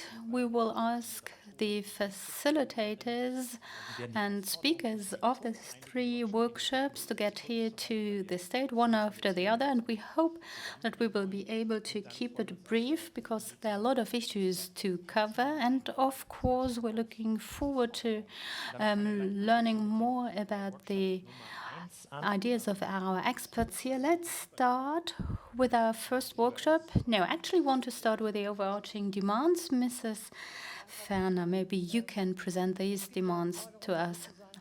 Well, there are demands that keep coming up again and again, being the pillar of the equal pay and equal care debate, and we don't want these demands to be repeated in each of the workshops. We think it might be a good idea to start with these demands, and this is about the parental leave during the time of birth, as well as care times for relatives with a remuneration and the right to get back to their former job. We think this is a financial issue, but we hope that our main demand is to extend the month spent on parental leave. We want fathers to participate more, and we hope that the next step will be that mothers and fathers will spend 50% each of the parental leave. And of course, we need daycare services for children up to the age of 14 years, and also the introduction of vouchers according to the Belgian role model. There was also some agreement by the coalition, and it mehr und mehr auch unterstützen. helps to support our senior citizens. And the third demand is, how can we get men on board? We need targeted measures in order to enable men deal with care work and mental law and make them take on their fair share of care work. Because sometimes there are men who are willing to do so, but employers may have different expectations, and sometimes it is a financial issue. Thank you very much. Martin, I'm particularly happy to see that there is a focus on men and care work. So I think we can now start with the demands developed by Workshop 1, facilitated by Sascha Werlen, and an input by Mari Huponen. It was about equal care. And I think, Sascha, you are going to present the demands to us, and we can see them here on the screen. Sascha, the floor is yours. There is one thing that I would like to add regarding our workshop. People were a bit frustrated that these are not new demands, but we keep repeating them. And so people feel a bit uncomfortable with these demands, but nevertheless we managed to agree on 3 demands, and we still think it's vital to keep repeating them. The first demand is the legislator need to enforce family parental leave and an equal care law with equal share of parental leave, 7 plus 7 months, with additional remuneration of up to 80%. We need care mainstreaming in all policy spheres and recognition of care professions by remuneration according to the value of the work comparable worth index, and a stronger connection to collective bargaining, particularly in the care sector. These are 3, amazing demands. Minister, do you have questions to the workshop participants? Is there something you would like to add? What do you think about these demands? Erstmal schön, dass ich hier sein darf. First of all, I'm very happy to be here. Thank you very much for having me. I can understand why people felt frustrated. I am sure you've all read the coalition agreement, and I'm sure that you will have noticed that you won't find all of these demands in the coalition agreement. Some of things can be found in there. Mrs. Ferner has already mentioned when it comes to work-life balance after birth. We would like to introduce this 2-month break with remuneration, because what is most important when it comes to equal care is that you really put it into practice. And of course you can find a lot of figures confirming that as soon as the first child is born, you will find these traditional structures, and this will even get worse with the second or third child, and that is why you need to start with it right away, and that's why I'm fighting for these 2 weeks leave. Of course, this will not be the silver bullet, but I think it's an important step. And what you've already mentioned is there's equality during parental leave. So it's 7 plus 7 months. This is, of course, the ideal solution. We have had a number of discussions at the ministry whether this is a step that we should take, but we haven't agreed on it yet, and that's why I would like to know, considering this 7 plus 7 model. I have spent a lot of years with financial and fiscal issues, and I think Stellenwert wie beispielsweise Ehegattensplitting. It's very similar to, well, spousal splitting. Ja, weil ich dieses Ehegattensplitting abschaffen will. This is why I became a member of my party, because I wanted to do away with this splitting model. And people keep asking me, what about spousal splitting? Well, this is not part of the coalition agreement, but maybe in 3 years' time we will be able to do away with it. But there is a question about the transition period. So currently we have a 12+2 month model, and let's say we switch to 7+7. I'm not quite sure whether all women would be in favor and praising the minister, because this will help the work-life balance of women. I'm sure I would receive a number of letters from women that would disagree, and that's why I would like to know whether I'm right or whether this is really something that should be implemented. Well, as for the remaining demands, I'm well aware of them, and I think they should be supported. When it comes to care work, I think we should make more headway here. This is about how to improve the situation for the skilled workforce.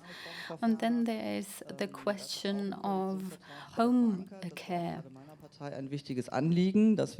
Because it was very important to our party that it's not only about improving the situation of families with children, and of course I will introduce the minimum allowance for children during this term, but what is also important is pensions for women and relatives providing care work. So this is also part of the coalition agreement. There are different models that are on the table. I think you haven't reached an agreement yet, but I would really like to know what you discussed during the workshops, because this is something that we are about to do.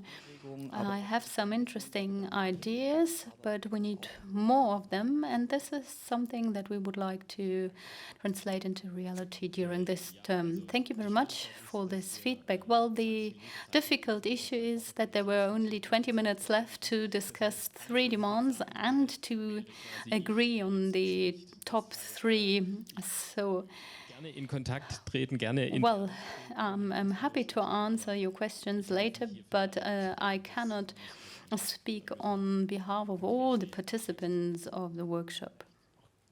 Ganz konkret zu den Punkten, die die Ministerin auch gerade noch genannt hat, die 7. Well, the issues touched upon by the minister, 7+7, Mrs. Ferner, Mrs. Almendinger, maybe you can add something. Well, the main question.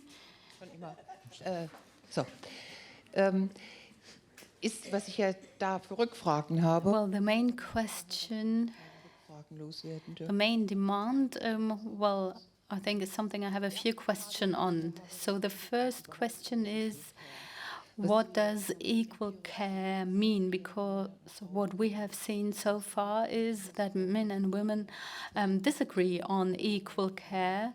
Women think of care work relating to people, and this is mainly related to the mental load concept, and that's why I would like to ask you to provide a better definition of the equal care concept and to find some indicators. There was a OECD dashboard that might give some ideas. I understand 7+7, but what is there's additional remuneration of up to 80%? What are we talking about?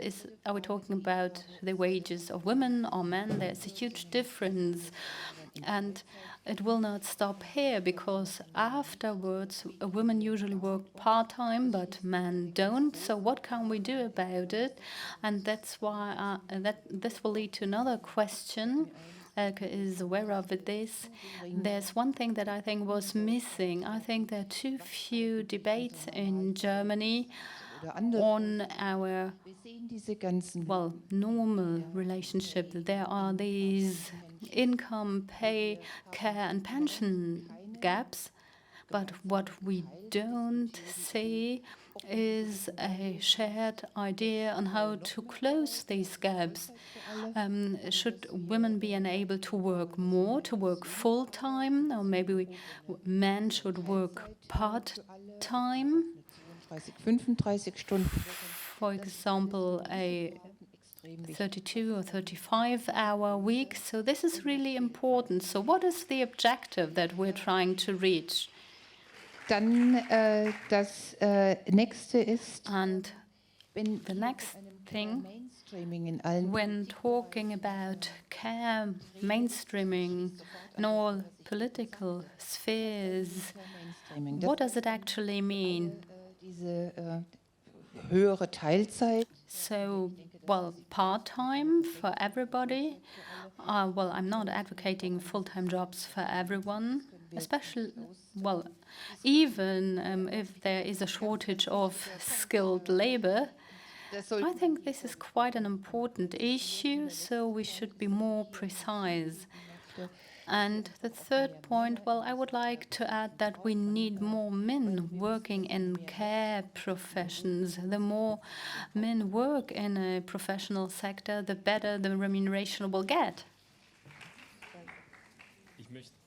Ich kann nur wieder anschließen an das, was ich davor gesagt habe. Ich bin der Moderator. Well, I've only been the facilitator. I can't give any answers. Well, there was not enough time to do that, but I think there was a consensus on the fact that we shouldn't talk about people working in the care sector or people providing care, like relatives, because in that workshop we had the role of the civil society and, well, providing definition. This would be, well, a difficult issue. No, this was not my demand or what I requested. But I think this is important. As soon as you have such a demand, you need a definition. I think it was an achievement already and a great, performance to agree on 3 points. But I think this clearly shows a more general issue. We don't have enough data. It's very hard to compare, especially across borders. Then things get even more difficult. So I think, well, there's a lot of homework for each and every one of us to do. And maybe during the next conference, we might need much more time to look into these issues. Elke. There's one thing I would like to add. Well, family working time was discussed 6 or 8 years ago because there was the idea of not having to work full-time during your whole life, but acknowledging that there are, well, periods in your life where you need more time to raise children, to spend with your family, to take care of others, and to share this time between partners, to take care of sick relatives, or, for example, for personal development. These are questions that are usually, well, additional challenges, and this is often very overburdening, and that is why zumindest bei denen mit Ersatzleistung, die sonst irgendwie. We should think about additional remuneration for those who might otherwise struggle financially. And those who have a higher income, it might be acceptable to macht und danach dann quasi in der live with a certain financial loss. And the second point that I would like to mention is Lisa Paus has already mentioned the 7+7 model, and I don't think that this is a good thing, and it might backfire. But when thinking about doing this for those who are in need of care, you might have a better, partnership model. 15 years ago, I attended a conference in Norway where they had the same discussion, and then there was the idea of having a 50-50 model for parental leave, and women were not happy as well. So the only thing that you can do is to extend parental leave for fathers so that fathers can spend more time with their children, and we want employers to accept this because many men are happy to take on this share of care work. Alle Rückmeldungen. Ich glaube, wir sehen, wir könnten allein schon über diese Forderung. Thank you for every feedback. You see that we could talk about this issue for quite some time, but as facilitators, it is our task to look at the clock, and we'll keep discussing this when we look at Workshop 1. So first, thank you to the representatives of Workshop 1. And let's continue with Workshop 2. Martin. Yes, over the course of the day, we have repeatedly tried to build this important bridge between equal care and equal pay. One doesn't work without the other, and there are very close interconnections. So now we're moving on to equal pay. Workshop 2, please. It will be presented by Stella Samuelsdottir, Executive Director, UN Women Iceland, and the input was given by Henrike von Platen, CEO of the Fair Pay Innovation Lab. And here we will the results will be presented, and the input can be added if it fits the panel. Okay, we're looking forward to the results. Stella. Thank you. Yes, we were in workshop number 2 about equal pay, and there were top 3 demands that were chosen there.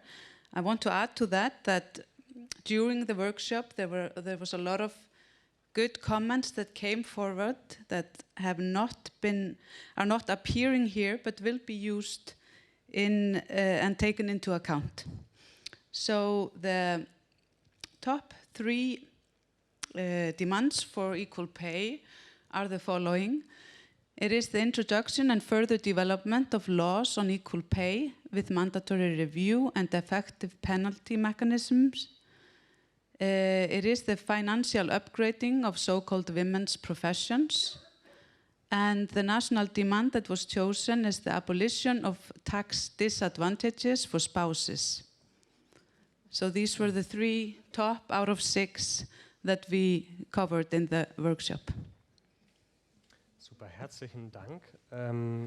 Great. Thank you very much also for this very concise summary. I'd like to play this back, maybe first to you, Madam Minister. Any ideas, any questions? What can we do here, politically speaking? Now, these are the issues that I'm working or have been working on for many years, specifically the first 2 bullet points, and we see things moving here at the European level. So we have a law on executive positions that could be better, but it's working at the European level. We have the FICO Directive 2, where our coalition succeeded in doing away with the blockage that existed at the European level, so we no longer prevent Europe from giving itself a good law. So I'm happy about this. Small steps, but we are seeing some progress here when it comes to equality of women in leadership positions. And second, which is very important for equal pay, namely the transparency law that does exist now. It's good that it does exist, but again, it could be better. So as it was clear that this was not going to be a final version of the law, we also said we'll evaluate the law in 2023, and that's coming up next year. So next year there will be an evaluation of the transparency law, and parallel to this at the European level, we have the directive on wage transparency, which is a lot more comprehensive, and it will be decided how comprehensive it will be depending on the opinions and positions of the member states. And at German level, we are currently harmonizing and discussing this, it would consist of a lot more than what currently applies in Germany as far as the companies involved concerns, and also the obligation to report and the rights of the people affected, because they wouldn't have to do this alone but could get some legal assistance. So myself and my ministry, we are great advocates of what we are seeing at the European level here, and I hope that we will be able to succeed and that we don't really need a big evaluation, but just take the European directive and implement it and transpose it into German legislation. And the negative tax incentives that exist are a topic that are very dear to my heart. These are things that are very close to my heart. Spousal splitting, mini jobs, etc. And it was quite negative that the current coalition did not agree in overcoming this. The mini jobs with the minimum wage have now been rather expanded than discontinued. Nonetheless, it states in the coalition agreement that we want to evaluate the gender policy impact of these changes. So it was made, but it was also stated that we want to review this, and this falls under the remit of my ministry. We already know what the result will be, but nonetheless, it is worthwhile having a closer look at this so that we understand that it's nonsense. It's not just nonsense because it's too general.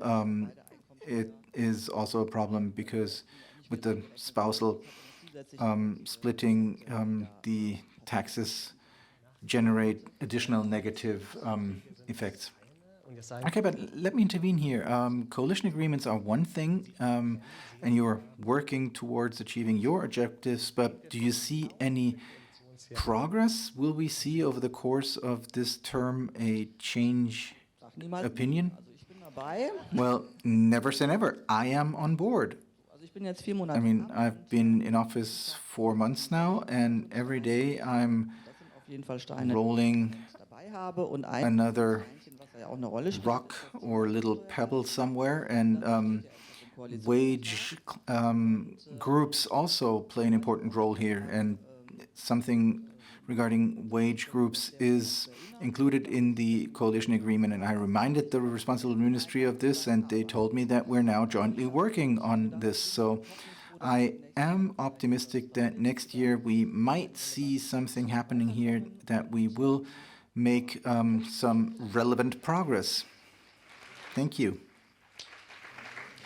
And the other things that also are listed here also play a role. I mean, I once wrote an article in tax law. I mean, in every law it says the impact on sexes should be reviewed. And I was in the financial committee for 12 years, and it always says impact on sexes, none. But if you look at the allowances and in tax legislation, how transferable they are, who benefits from it, what the impact of it is, and what the massive consequences are when it comes to tax advantages that are not tied to gender but happen based on income. And by chance, men end up getting more than women because we don't have equal pay, 90%, etc. So if you look at wealth or inheritance taxes, this is becoming even more pronounced. So all in all, there's a lot to do here, but you have listed the most important aspects, and some of them are included in the coalition agreement, and some of them are not. So we have to work on achieving a majority in 3 years that I can implement this. Okay, thank you. Maybe you can pass the mic to Jutta.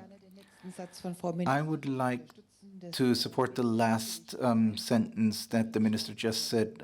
We jointly have to support her by again and again introducing these issues, especially spousal splitting and the jobs that are not subject to social insurance payments. And the more pressure we put on the country as a whole, the stronger her position is. This is something that the minister cannot do all by herself. We're glad that you're doing it. So the first tweet was full of hope when I heard that you will be the new minister, because a financial expert can also counter the finance minister. adequately, i.e. The hope for implementation is big, but supported by the plea that we should establish campaigns that, well, end up being successful. So I have another 4 little points. First, it is always important to say we need equal pay for comparable work, because in Germany we still follow this concept of equal pay for equal work. I see this again and again, but we need it for comparable work, and we have to take a step back and look at what we said about care. We have not advanced as much as other countries have in this respect. Then the second aspect, you already mentioned this in your introduction, Elke. I think it is always very brief when you look at pay, because it doesn't include the volume of work. And again, when we look at country comparisons, we have to state that equal pay is essentially different from equal monthly or annual income. Do you want me to switch into English? Oh, Entschuldigung. Oh, I'm sorry. It's because of your long hair. Das finde ich wichtig, weil So I think this is important, because we see countries where the gender payback is rather small, but when you look at the entire working time, it ends up being very big, and this leads to the big differences in pensions. Punkt ist, Next point, and this is similar to what the minister just said. During the COVID crisis, we have seen that the assistance was more directed towards male professions or male-dominated professions and not female-dominated professions. And it says gender budgeting, gender impact, this is something that needs to be mainstreamed everywhere. We had difficult times with all of the assistance and aids that we're currently seeing. And again, I think this is something that is being pushed into the background and not into the limelight. This question of how much measures benefit men and women. And the next aspect is something that isn't just an academic issue. We continue to have a lot of women who, because of part-time and some interruptions, for example, sick parents or children that require a little bit more care, have no continued careers where HR expert says you have less experience than men do, so you might be put into another wage bracket. And I'd like to also tackle that. We need to give more credits to things that interrupt your career path, but not the competences, skills, or qualifications required for these professions, and that this shouldn't be translated directly into reduced wages and different wage brackets. Thank you very much, Jutta. And now I'd like to give Elke and also Stella and Henrike the possibility to react to this. It's my experience that during every term in office, there are windows of opportunities to do something that is not enshrined in the coalition agreement, potentially because one of the coalition partners didn't want to include it, but there are still always possibilities to introduce something under the radar and push it upward.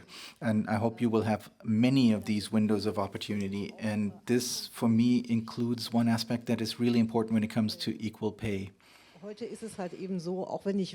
Even though I know that I receive less money than my male colleague, I know that I have to sue my employer if I want more money. And if you want to keep your job, nobody's doing this. So the right way forward would be collective action, and also the possibility for associations to sue, so that it's not something that needs to be done on an individual basis, so that the person who actually does dare to sue their employer is fired and the person who doesn't keeps her job.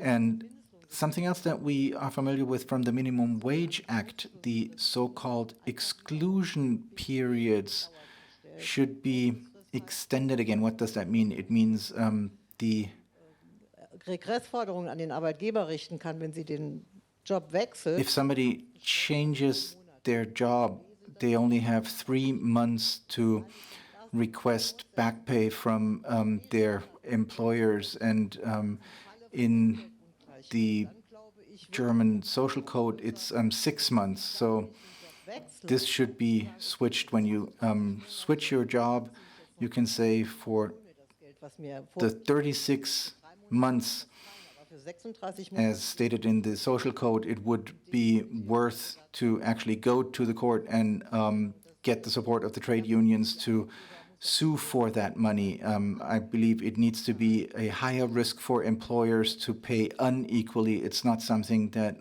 can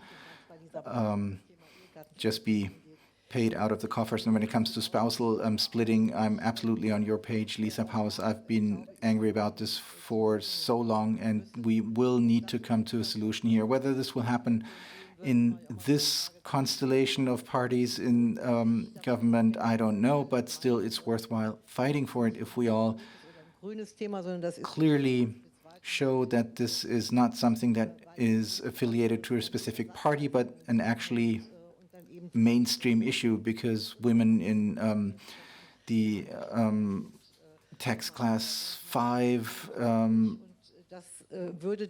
really need to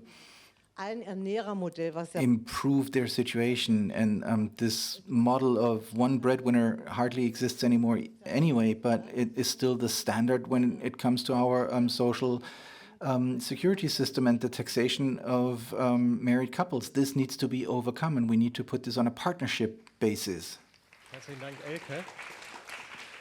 Thank you, Elke. I'd briefly like to give you the opportunity to maybe introduce some thoughts or reply, Stella, Henrike, if you want to, and if not, it's okay as well. Maybe just, since I'm coming from Iceland, and we are the only country that has adopted and developed laws that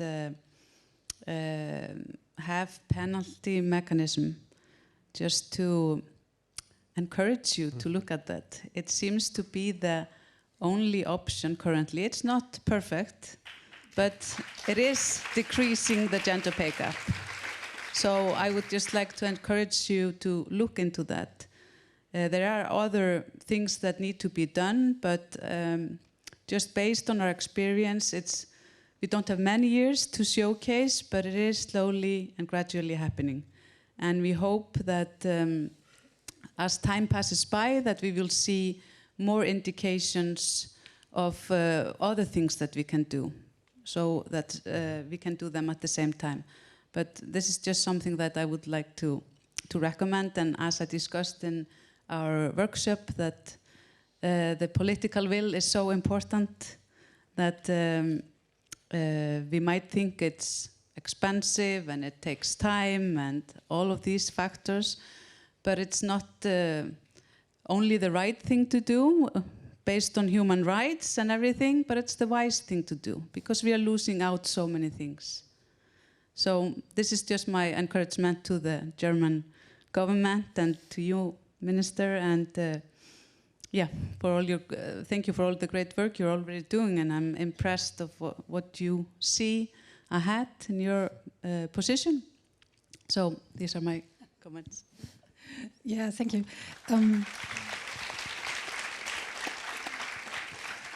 Short and crispy, also kurz, knapp und knackig, im Auftrag von... Short and crispy, on behalf of your ministry, we carried out a study last month on the transferability of the Icelandic study standard to Germany and other countries, and you have it in your ministry, so you know how it could go.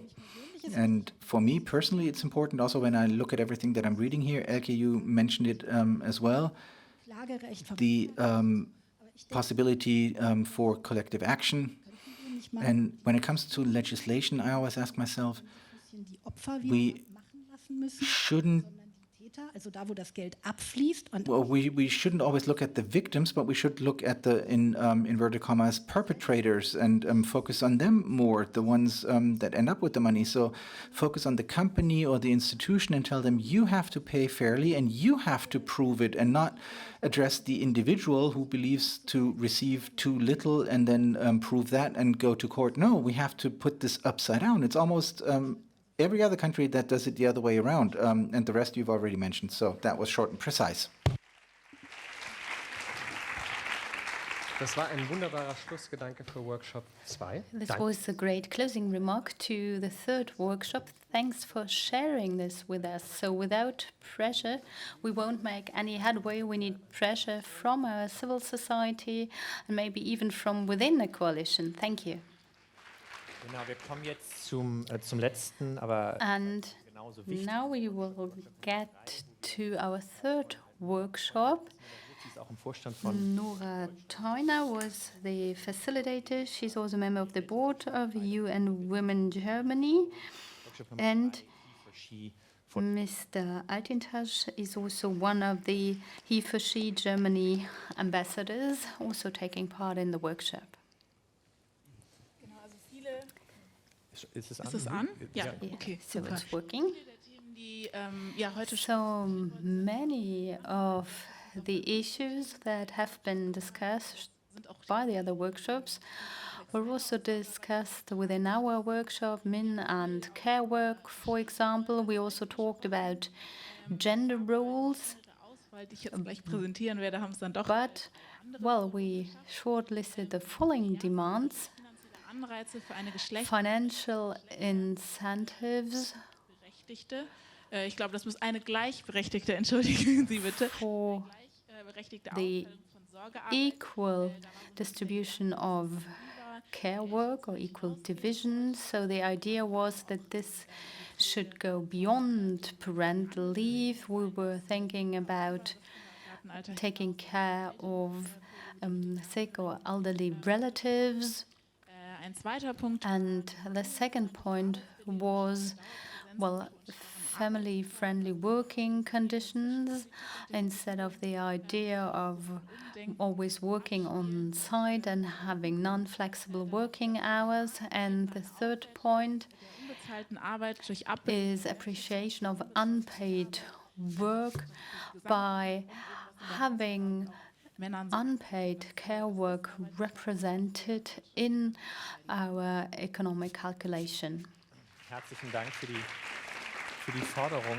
And the value that is added by it. Thank you very much for your demands. Minister, please go first. Spannend, ich habe ja schon gesagt, partnerschaftlich. I think this is Und es gibt ja sozusagen das beides. very interesting because partnership is important. First of all, there is work and life balance, and it will help both mothers and fathers to do so in a way that is based on the partnership. Correct me if I'm wrong, Mrs. Almendinger, but in the past 10, 15 years, usually if you ask fathers or men, they say they would like to work less instead of what they're actually working. And if you ask mothers, they would like to spend more time working, but neither of them would like to have a 40-hour week because this will put a huge burden on them during the so-called rush hour of life. So this is what you need for life well spent and in order to have a career and a successful career path, and that is why we take all these small steps. We introduced parental allowances, and I will focus on these leave for the first 2 weeks after the birth of a child. Then there might be some tax incentives. But what I think is quite annoying is this demand for a 42-hour week, because, well, this is strange, and this Plus Länge, genau. and a longer working life in general. Natürlich hätte ich mir noch mehr gewünscht für diese Legislaturperiode für mehr Partnerschaft. And this will have a negative impact on our efforts because this will all be destroyed by this idea of working a 42-hour work, because then, of course, there will be difficulties with childcare and opening times of kindergartens, and then we will have this retraditionalization. I think there's too much stress in our society, and there's no point in pushing this further. And that's why I think it would be very good advice Partnerschaftlichkeit ermöglichen. To enable this partnership model that will help you to recharge your batteries. And this needs to be promoted. So I support your demand 100%, but there are also other things that we need to prevent. For example, a 42-hour week and spending more time at your workplace. Da würde mich auch der aktuelle Vorschlag Secondly, interessieren, weil Mrs. Almending, I would like to know more about research results on working from home. Da gibt es ja eben unterschiedliche Studien. And there are different studies. Some say, well, in the beginning there was more partnership, and fathers did more care work, but if you look at the overall pictures, well, this was not the trend that we have seen. Wenn man mal, also das ist, glaube ich, niemand komplett zurück will. So, also But I think no one actually wants to go back. Homeoffice hat auch gute Seiten. Because but there are benefits to working from home. Sometimes people could, sleep longer because, usually now people take a shower 1 hour later. This was reflected in the use of water, the household use of water. So the question is, what kind of framework conditions do we need in order for this to be a benefit?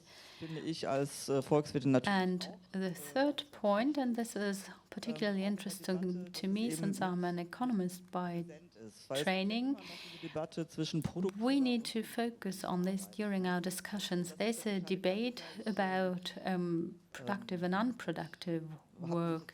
Jetzt geht es ja auch wieder darum, die Tarifverhandlungen. Because we are having a debate on collective bargaining, there are soaring prices, and then there will be further collective bargaining rounds in autumn. There will be cold progression, and those who will earn most will benefit most.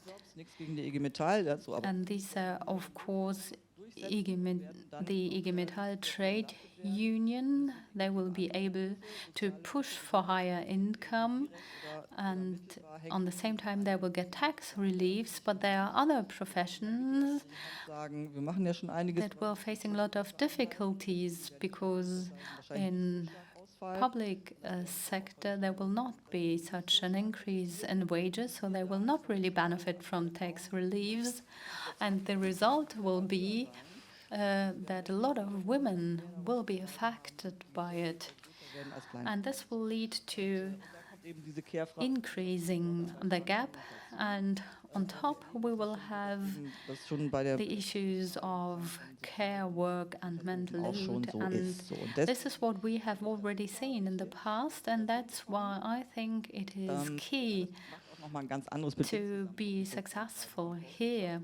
It will really also show how economies work. So I think I need to talk to our Minister of Economics whether there is a way to integrate this into a prosperity report. Herzlichen Dank, Frau Ministerin, und an dich die Frage. Thank you very much. And I have another question to you, Jutta. Maybe you would like to comment on that. But there was also the question on facts and figures about working from home. What about your data? Do men really want to do more care work? And if so, well, why do they fail? But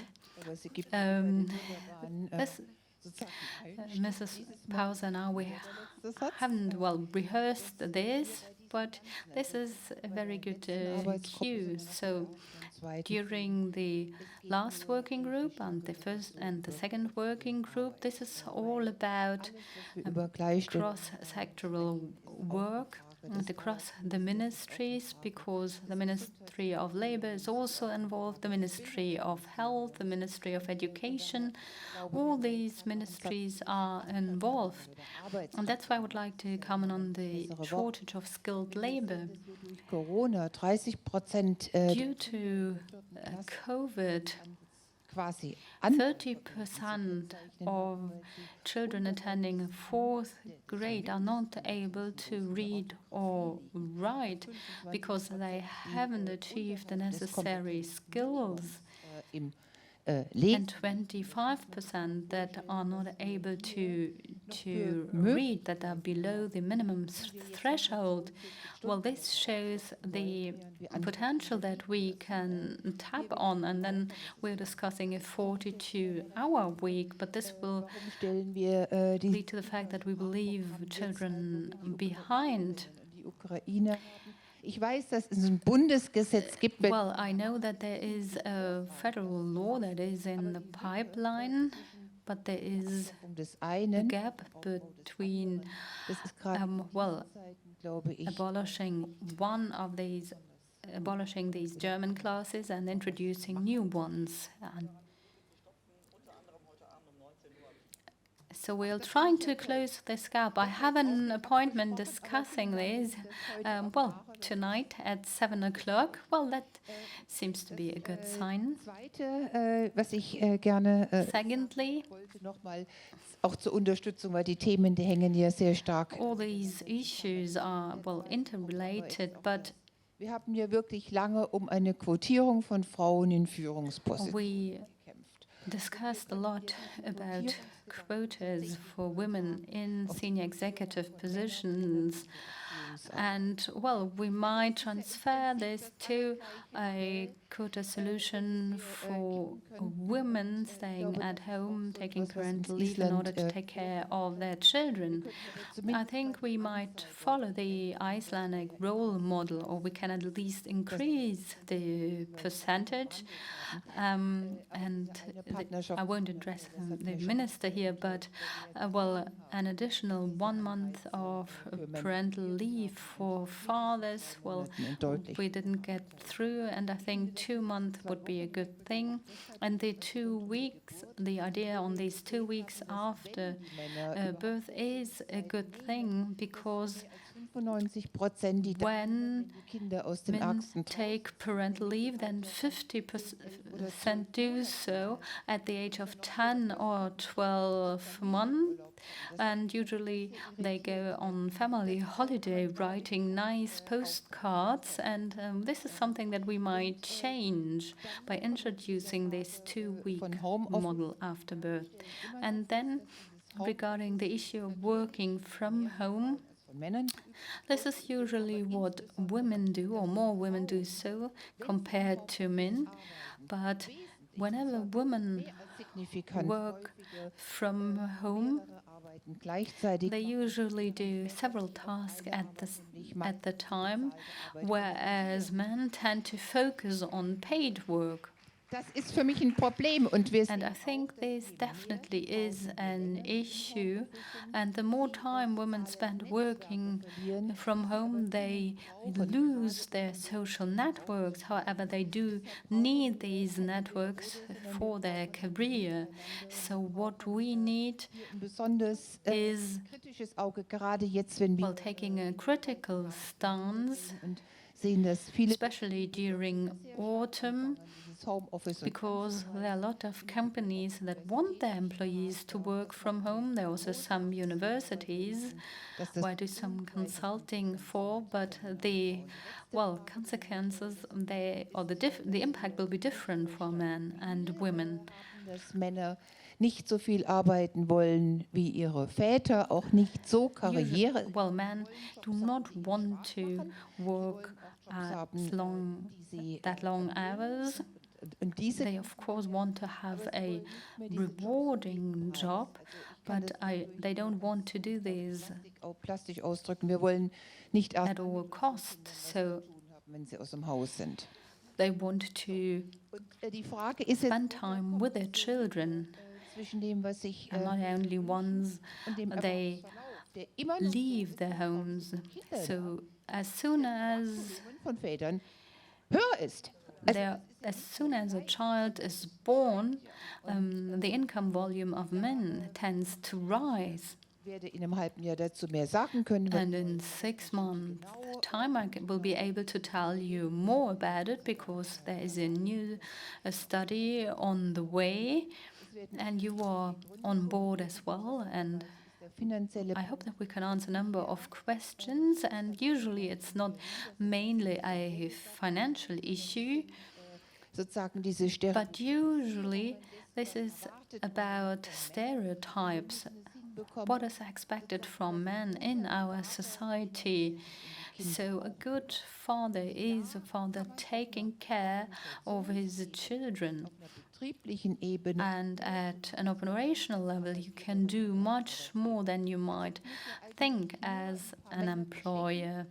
6 oder 7 Monate zu nehmen und dann Well, you just need to convince someone to spend 6 or 7 months at home on parental leave, and then you will realize that they can still have a career afterwards, and then there will be more men to follow, because this is about having a role model. Aber wenn dann ein paar Frauen diese 2 Monate machen und man sieht trotzdem, dass Because if you realize that, for example, women spend only 2 months at home, and they will still see that their children will prosper. So acting as a role model is important, and we need to convince employers and get employers on board to have a corporate policy as an addition to our federal policy. Genau, ganz herzlichen Dank auch nochmal für das Plädoyer. Und ich kann Thank you very much. wenn wir in Firmen, Organisationen gehen, Well, I couldn't agree more when doing he for she work. Sometimes the fathers, they're asking for parental leave because of the expectations of their employers, especially fathers having a senior role. They can act as a role model if they want their employees to go on parental leave. I would like to hear your feedback. Well, he or she has this central idea that men can act as a role model for other men. Maybe you can tell us more from a UN Women Germany perspective. Is this really working? So this question about men and role models? Well, I really think that it is working fine. I mentioned this conference taking place in Norway 15 years ago that was about splitting parental leave. And I think this is characteristic of Nordic countries. The working culture is different. Well, if a minister has to pick up his children, they can leave early or they get work later. There won't be important meetings in the afternoon because people need to spend time with their family. And it's even quite controversial whether you're really able to take important decisions in the afternoon after working 10 or 12 hours. And then there was another conference where I learned that sometimes it's important for the management board to say, we will leave at 5 o'clock. We won't stay here till 10 in the evening. We try to reduce our working time in order to spend time with our family when our children were young. So this idea of spending so much time at the office, well, might become outdated looking at the shortage of skilled labor, because for companies might be important to offer family-friendly working time for women and men. So women und Männer im Gegenzug might want to work 80 or 90%, and then men might be able to reduce their working times. So der wird eben das Nachsehen haben, wenn es darum geht. And those who will not be able to follow suit, well, they will face some problems because they might have some employees that want to tend or need to tend to their sick relatives. But in this case, you need trade unions, employers, Sie andere Männer dazu and you need more men acting as a role model and telling other men that they can benefit from that. naiv mit der Hoffnung, ich glaube, Maybe it is a bit naive to hope for such a development, but I'm thinking it will fall into place because whenever there is die siedeln sich auch Firmen an, weil das eben die weichen Standorte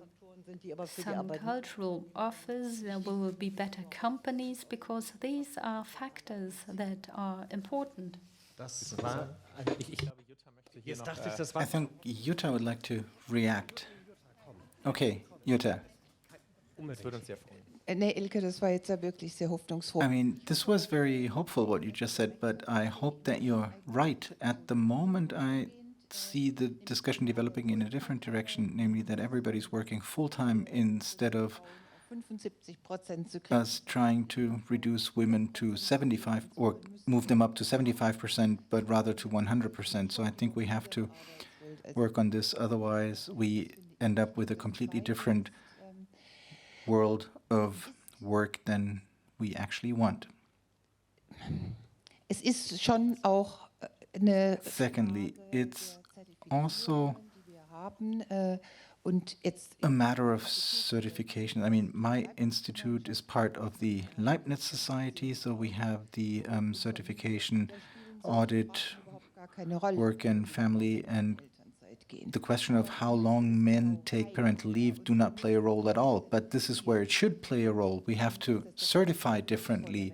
So if that were successful, it would definitely be more hopeful. I don't want to end on a negative note, but this is something that I really want to hope. These are consistent requirements for many working organizations, and if that were included, not just a question, is there flexible working time, but a real hard indicator, how do you achieve this, then we would really make progress. Das war gut. Okay. Yeah. Okay, that was good. Ich würde gern ganz zum Schluss das And in the very end, I'd like to give the floor back to the two of you. We have already taken up a little bit more time than actually allotted to us, but this is important.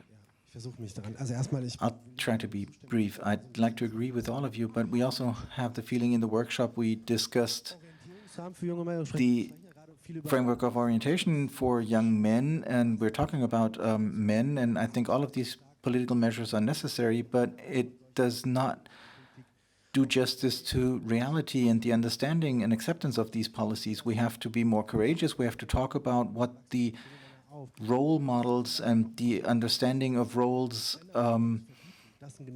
is that young people grow up with. Spain, they prohibit gender marketing. We should prohibit that as well. We have to be more courageous. We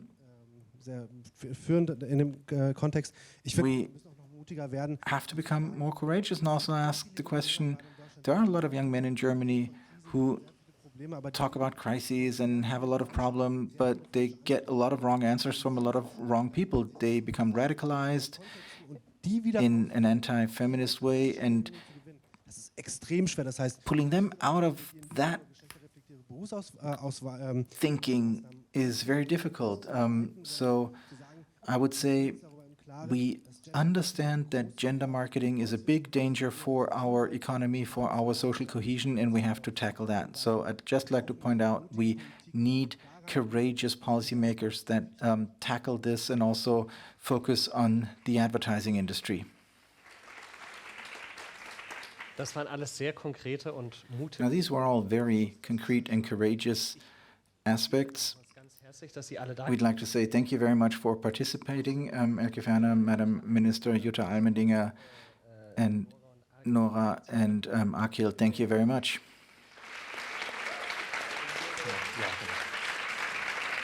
Genau, wir kommen. Vielen Dank für eure tolle Moderation. Thank you very much for your great moderation. I've been watching you the entire time now, and you're doing a great job. Wir kommen tatsächlich jetzt zum Ende. Es gibt für Leute, die Lust auf mehr haben. So, for those who want a little bit more, two more things. For the few men here in the room, we want that there will be more of you, clearly more. Remind your neighbors, your buddies, your work colleagues, if they are men, to join you. Just grab them by the arm and pull them with you. Secondly, there's a UN Women He for She conference on September 21st, organized by UN Women Global. You will find information on this online, September 21st. Maybe you can already note that down. And there's a list outside on the He for She table that you can sign up on, especially the men, if you want to digitally Jetzt übergebe ich gleich an dich. Ich glaube, 19 connect with us. And I think at 7 we have to think of you. You have an important meeting there. We send a few supporting thoughts to the minister at 7. Yes, and we as the facilitators would like to say goodbye and give the floor to Elke Ferner to take stock of the afternoon. Thank you very much for participating. Stay with us, and I hope we will see you some other time. Elke, the floor is yours now. Thank you and goodbye.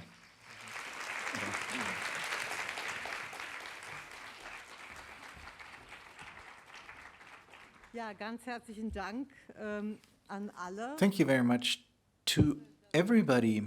Thank you for participating in this format, in the workshops, and for having stayed with us. Sometimes over the course of an event, you tend to lose people. We didn't this time. So thank you to Lisa Paus and Jutta Almendinger for this very lively discussion, and we will definitely support you in your cooperation with civil society so that our joint demands can be translated into actual government action. Thank you to the facilitators of the workshops, to everybody who participated in the workshops, and those who worked on the demands. Martin Speer and Vincent Emanuel here, thank you very much for your excellent facilitation. And thank you to the team of the Friedrich Ebert Foundation and my team, Maike Exner and Lena Trisbeck, to pick out just two of them. They prepared the organization, and Vanessa Kiesel and Lisa Marie Schmidt with the Ebert Foundation. Thank you very much to all of you. Without that preparatory work, these types of conferences couldn't take place. I mean, this is important work that nobody sees, so thank you, and we can later on have a drink together. And I heard in the workshops we also had some demands that were included, even though they weren't shown on the screen here, but nothing will get lost. We will include it on our homepage, and all of the demands will be presented to the responsible policymakers, also at the European level, and we will also follow up on the demands and see what happened with them. And this is what I can tell you. Thank you to the technicians and the interpreters.